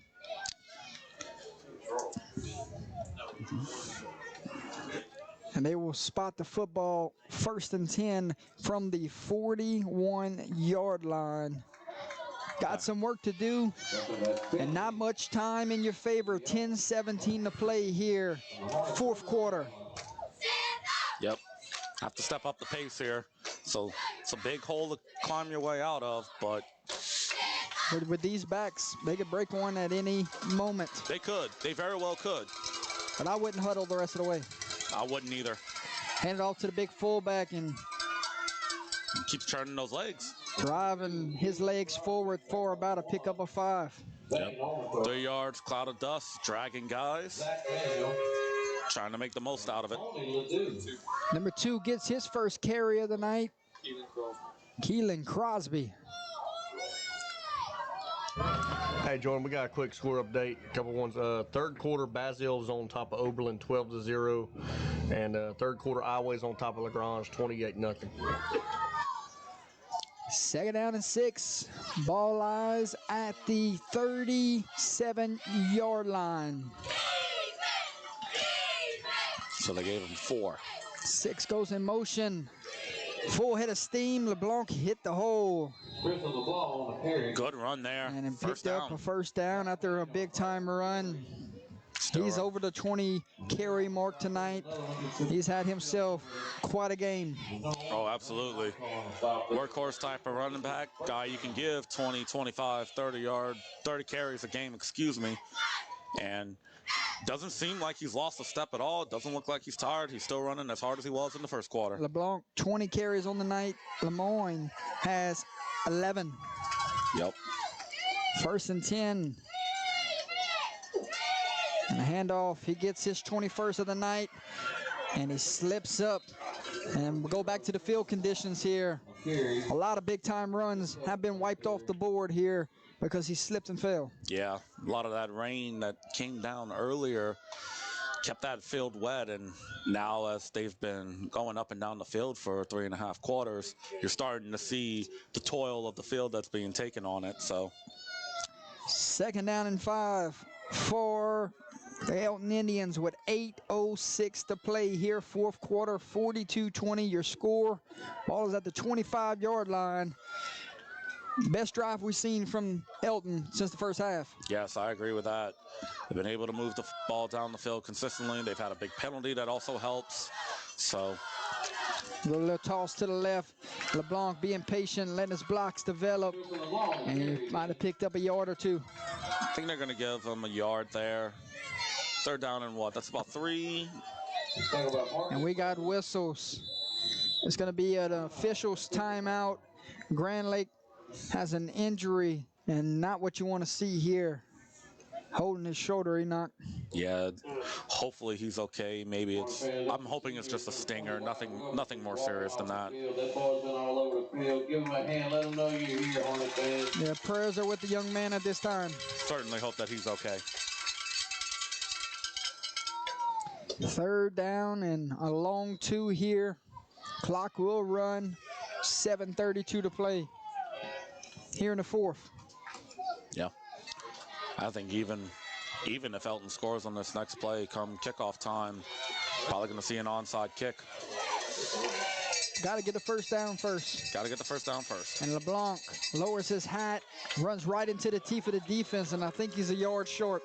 I think he's a yard short, and say what you will, man, still running hard, and they're really leaning on him. They say he does have enough of the first down. Okay. Chains will move. I figured it was close. I wasn't sure if it was a full yard short looking at it, but they gave him the first down. And they're taking a look at number 20 over here on the sideline, the injured Grand Lake Hornet, number 20, Wyatt Wilkerson. Yeah, hopefully he's okay. If we get any updates, we'll let everyone know. Of course. First and 10. LeBlanc gets another carry, and they try to strip it out, but good job there, keeping 2 hands on the football. Yep, ball security is always the most important thing when you're running the football.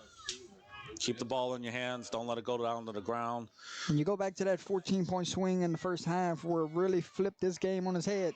Yeah, that really hurts. That doesn't happen. You're looking at a 1-score game right here. You're looking at it being 28-20. Or you can even argue with Grand Lake scoring in the first possession of the third quarter. That's 20 points right there. At the halfway point here in the fourth quarter, they're going to give it back to LeBlanc. And LeBlanc gets a couple blocks, picks up a first down, and we are inside the red zone, inside the 10 at the 6-yard line. Yep, first down and goal here. Logan LeBlue on the stop there. Looked like that was, let me see how many yards that was. Might have to check the instant replay.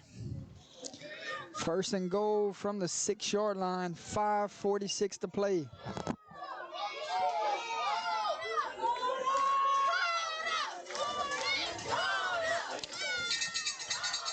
Hold on.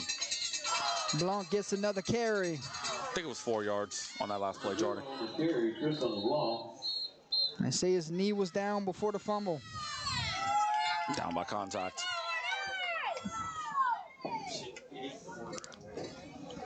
Like number 68, Antonio Lana's on the stop. Second and goal. And it looks like they're at the 3-yard line. Yep. Elton knocking on the doorsteps, trying to cut into this lead. But the game clock is just running away in the night. It is. You have to get paid out here, and you have to do it now.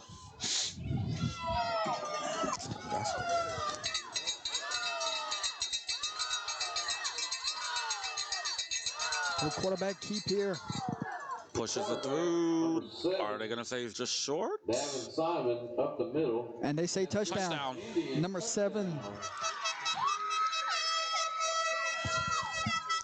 Devin Simon calls his own number. First time we've seen the quarterback keep here this evening, but right time to go to it. Yeah, I agree with that. He hasn't really ran the ball at all, but doing it on that play in that situation, good call there. Probably go 2-point conversion here. Offense is staying on the field. Yeah, it'll make it a 14-point game if they get it.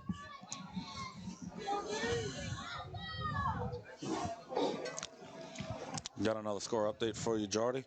Iowa up on Lagrange, 36-0 at the moment. Extended their lead. Extending the lead. Iowa with that lights-out defense. 2-point conversion try. Gets around the edge. Falls forward. He's in. 2-point conversion is good. Akeelan Lemoy caps off this drive with a 2-point conversion. And ladies and gentlemen, your new score from Hornet Stadium, Grand Lake 42, Elton 28, 4:33 to play. Thanks everyone for tuning in with us this evening. Greatly appreciate it. Tomorrow night, Eraf Kaplan for the lead in the district race. Gonna be fun. That's likely going to be for the district title. So Kaplan and Elaf both only have one loss on the year. Both of those teams are playing fantastic ball. It's all going to come to a head tomorrow night.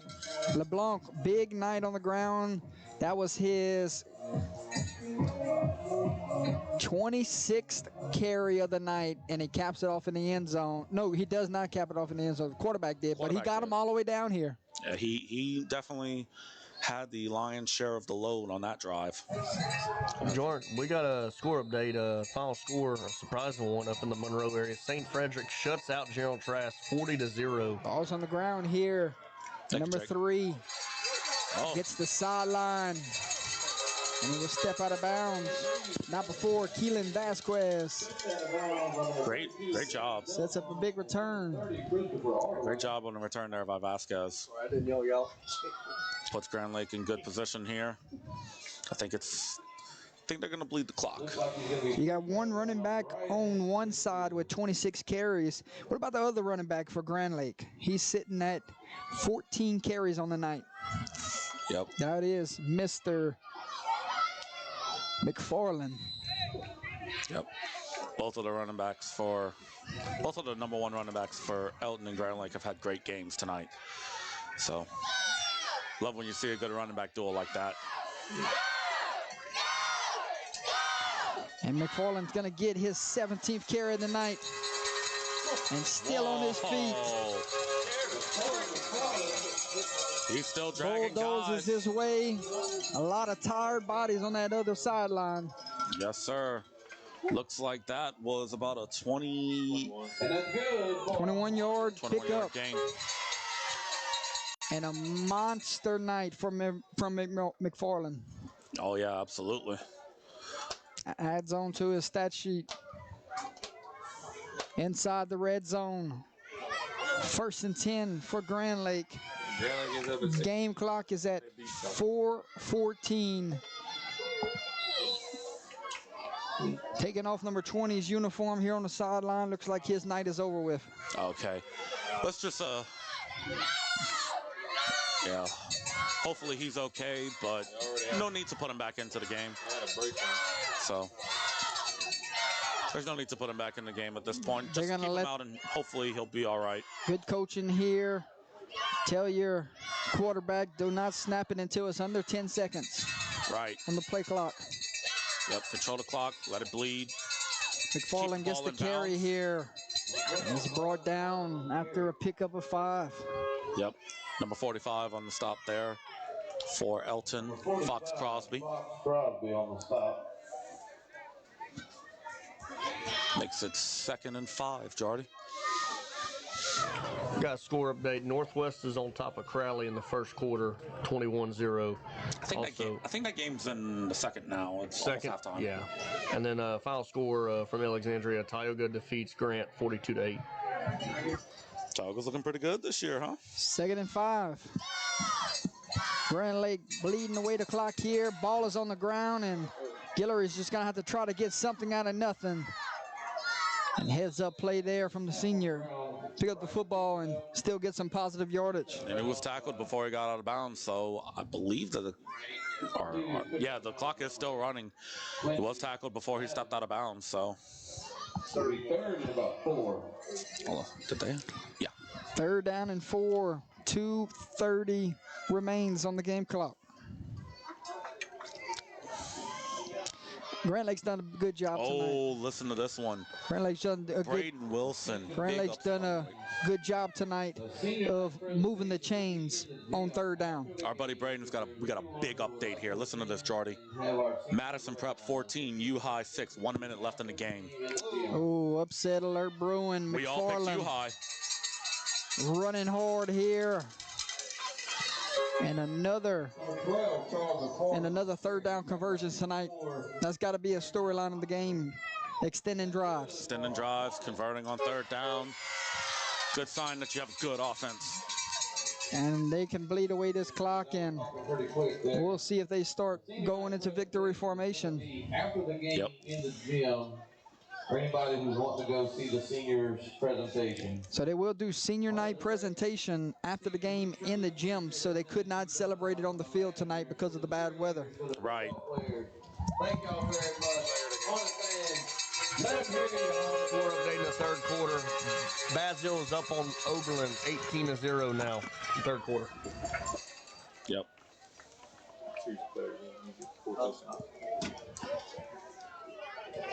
And they will go to victory formation here. So good sportsmanship here, not trying to go add on to the lead. Take a knee. And Coach Wainwright, first class coach. Absolutely, man. All they have to do is take one more knee and they can celebrate senior night with a big victory here at home. The hopes to host the first round playoff game is still in sight. Absolutely. You check the box off for number one. I think this win here. Absolutely. You check the box off for week 9. You go check off week 10, and you're almost certain you're going to see postseason football right back here. Yep. This one might actually clinch it for him. Quincy helps him out a little bit in non-district. And the best formation in all of football is victory formation. And we got a final score. Madison Prep upsets University Lab 14-6. We all picked ULab in that game. Who saw that one coming? Jordan, you got to think the sloppy field conditions with the weather in Baton Rouge tonight might have played a factor in that as well. You got to consider that. You're right. Possible. Wow. It is possible. I'm going to see if I can find an update on Watch that. out, Enoch. Yes, sir. I'm going to see if I can possibly find an update on that Ascension Episcopal Westminster game. Westminster Lafayette, I mean. Watch out, Enoch. Oh, yeah, of course. Oh, look, let me scoot over right here. There we go. Final score here from Hornet Stadium tonight. Grand Lake 42, Elton 28. Grand Lake moves to 5-3 on the year. And Elton falls to 6-3 on the year. Wasn't it supposed to be tonight? Well, it probably got rescheduled because of the bad weather. That makes sense. Okay. Yeah, I was wondering why that game hadn't popped up. But yep, Grand Lake improves to 5-4. Final thoughts of this one, my friend. I think that this was a very good game played for the most part. Elton had their moments early. Grand Lake around the midpoint of the second quarter had taken over the game, and they were able to hang on to it. They were able to get big plays when they needed to, and they were able to find the weaknesses in Elton's game and take full advantage of it. I think this Grand Lake team hosting a playoff game, it's in the sights. It's in the sights, and you know what? Another winnable game next week. Yes, both teams have another winnable game next week. I think if both teams win, they will be both hosting playoff football, at least in the first round. Yeah. So, still a lot to play for. If you're Elton. Took one off the chin tonight. You got to come back next week and play Elton football next week. Absolutely, because you still got a home playoff game that you're trying to vie for. Put this game in the rearview mirror. It doesn't really matter anymore. Learn from the mistakes that you made in this game, and then focus on week 10 and get you that home playoff game. For Grand Lake, this big win here might be enough to push them into it, even if they don't win next week. But just win and remove any doubt. That's it, bud. Yeah. LSU? Yeah. Thank you.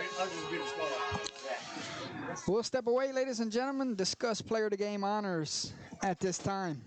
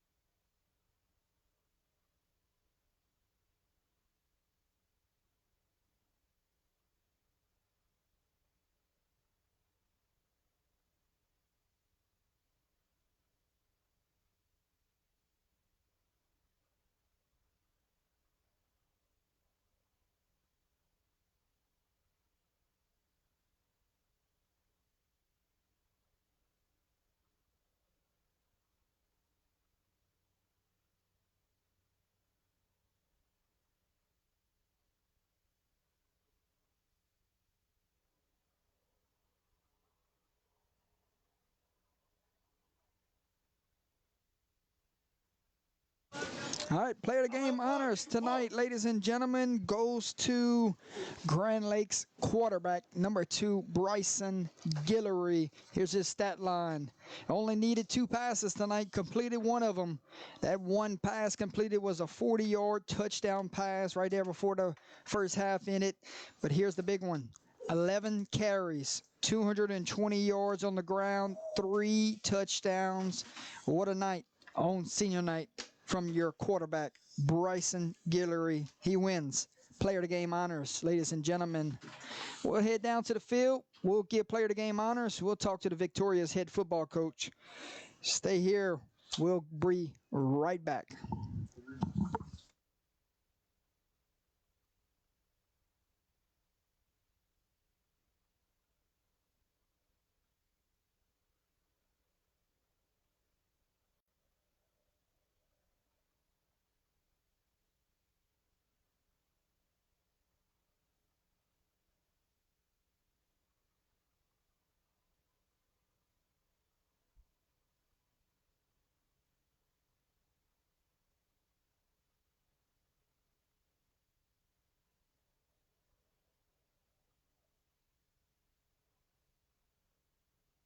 You got me in your ear?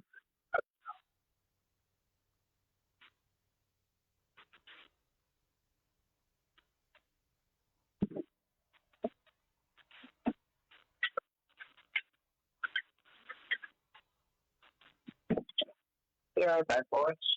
I don't know.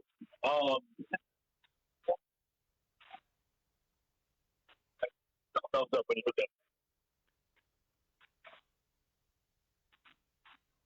You talk to me. All right. Whenever I get up to. Okay, for sure. Okay. Oh, look, they're right there. Okay. Let's see if we can get to the camera. Looks like they're bringing them over here. So, yeah, that's number 2, your player of the game. Yeah, I'm doing this thing in. Bryson Guillory. Yes, sir. Let me get right there. Right there? Brendan? Yeah. I got you. Yes, sir. Thank y'all for the opportunity. Yeah, for sure. I'm glad we put on the show. Sure. Okay, guys, I will mute it on my end, and we will go to Jordy Taylor there to interview our player of the game, number 2 for Grand Lake, Bryson Guillory. Y'all good? Got us upstairs? Yes, sir. Ladies and gentlemen, player of the game honors tonight goes to number 2, the quarterback. Congratulations, Mr. Guillory. What an absolutely show that you guys put on today. We talk about his stat line, and Enoch, it was 3 touchdowns on the ground, correct? 1 through the air. Absolutely correct Over on that. 200 yards rushing, correct? He averaged 20 yards a carry on those There 11. you go. So, big night for you. I want to talk about this night. It was not the best conditions, a late start, but it seems like you guys stayed focused, stayed locked in, and talk about the effort tonight from the group. We just knew we had to do anything to win this senior night so we could get a better position in the playoffs. And we wanted to leave a good legacy for our last regular season home game. You talk about your offensive line. They really opened up some big-time holes. Once that first quarter was finished, y'all dominated the next 3. Yeah, we just watched some film and made fixed some mistakes, and then they got it from there. You had your defense and the second half really set the tone of what y'all expected to have in this football game. Talk to me about their effort this evening. We just focused all in on our keys, and we took it back to the ball, and we just warmed down. You got another one next week, but postseason football could potentially be. Now only gets 2 or 3 questions a night. After that, we charge. Yes, sir. Victoria's head football coach, fixing to talk to him, but postseason football around the corner. You got it next week. Back to work, I'm sure, tomorrow. And then you get ready for Oberlin next week. So another one next week that really could put you guys into playing postseason football here. So I'm sure back to work next week, and you got a locked-in group, don't y'all? Yes, sir. Well, I ain't going to keep you too long. Congratulations tonight. Thank you. Player of the game honors, number 2. Amazing stat line. Great guys up front blocking for y'all. It was a team effort tonight. Thank you. Enjoy it, my friend. Enjoy yourself. Get ready for senior night. Sitting here with Victoria's head football coach, Coach Wainwright. First time I get to meet you, sir, and what an honor it is. Thank you for the opportunity to be here. Anytime. Coach, y'all for doing what y'all do, covering all the kids in the state. Thank you so much. Coach, I want to start off and talk about your team's effort tonight. a lot of times when you have the delay and it's not on schedule, you go out of routine a little bit. Things could happen, get out of hand a little bit, but you guys stayed laser focused. After that first quarter was over, the next three, it was really Grand Lake football. Yeah, we had to kind of figure out what was going on with their offense and make some adjustments on the defensive side. And, man, our defensive guys played lights out trying to stop their backfield. Their backfield is a great backfield, and I know those guys are going to rebound for tonight and do a good job in the playoffs. 6 is electric. 0 is a strong runner, too. So it was more about us adjusting the defense. We had some looks on offense in the first drive. We didn't score.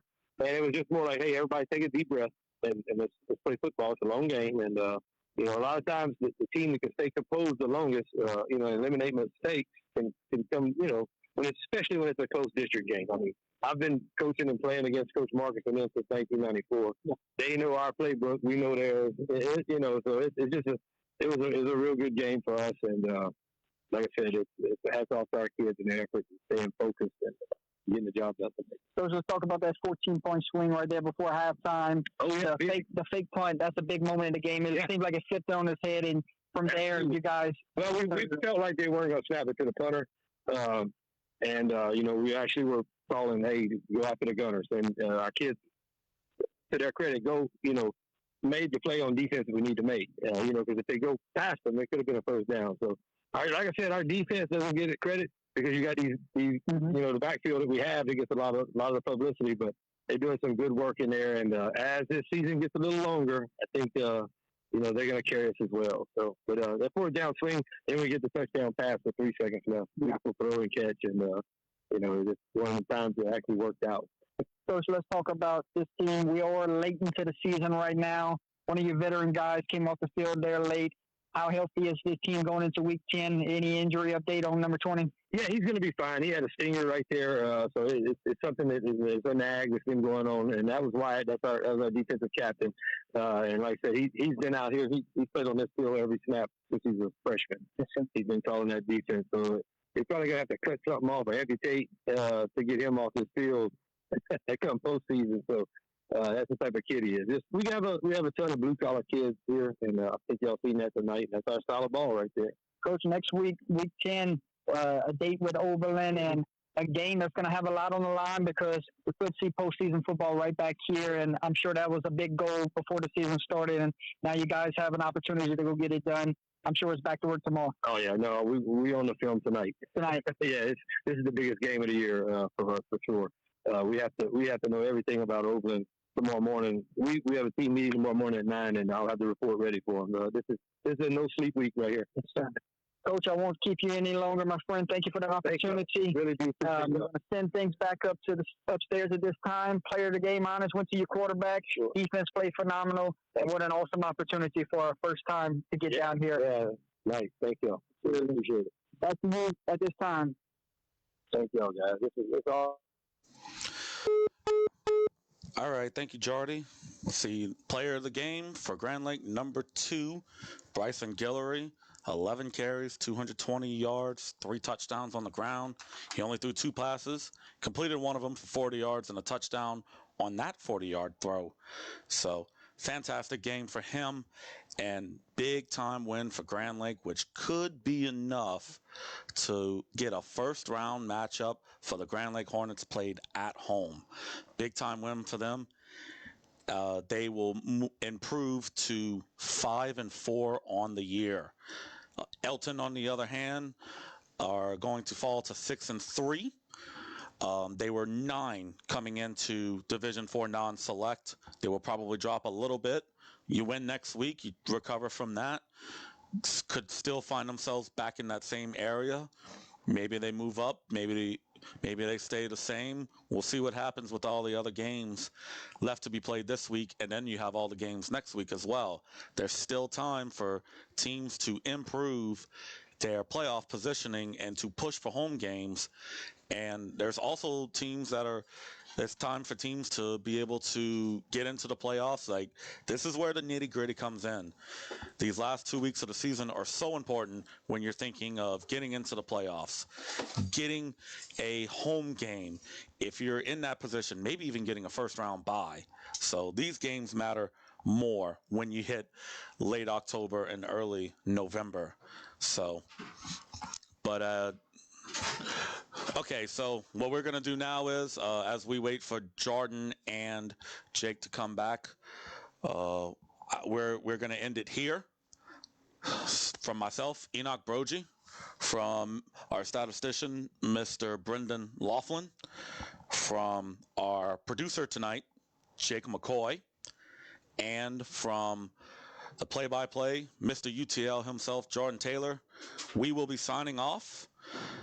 Thank you for watching this game between Elton and Grand Lake. One more time, your final score, Grand Lake 42, Elton 28. Good night and God bless.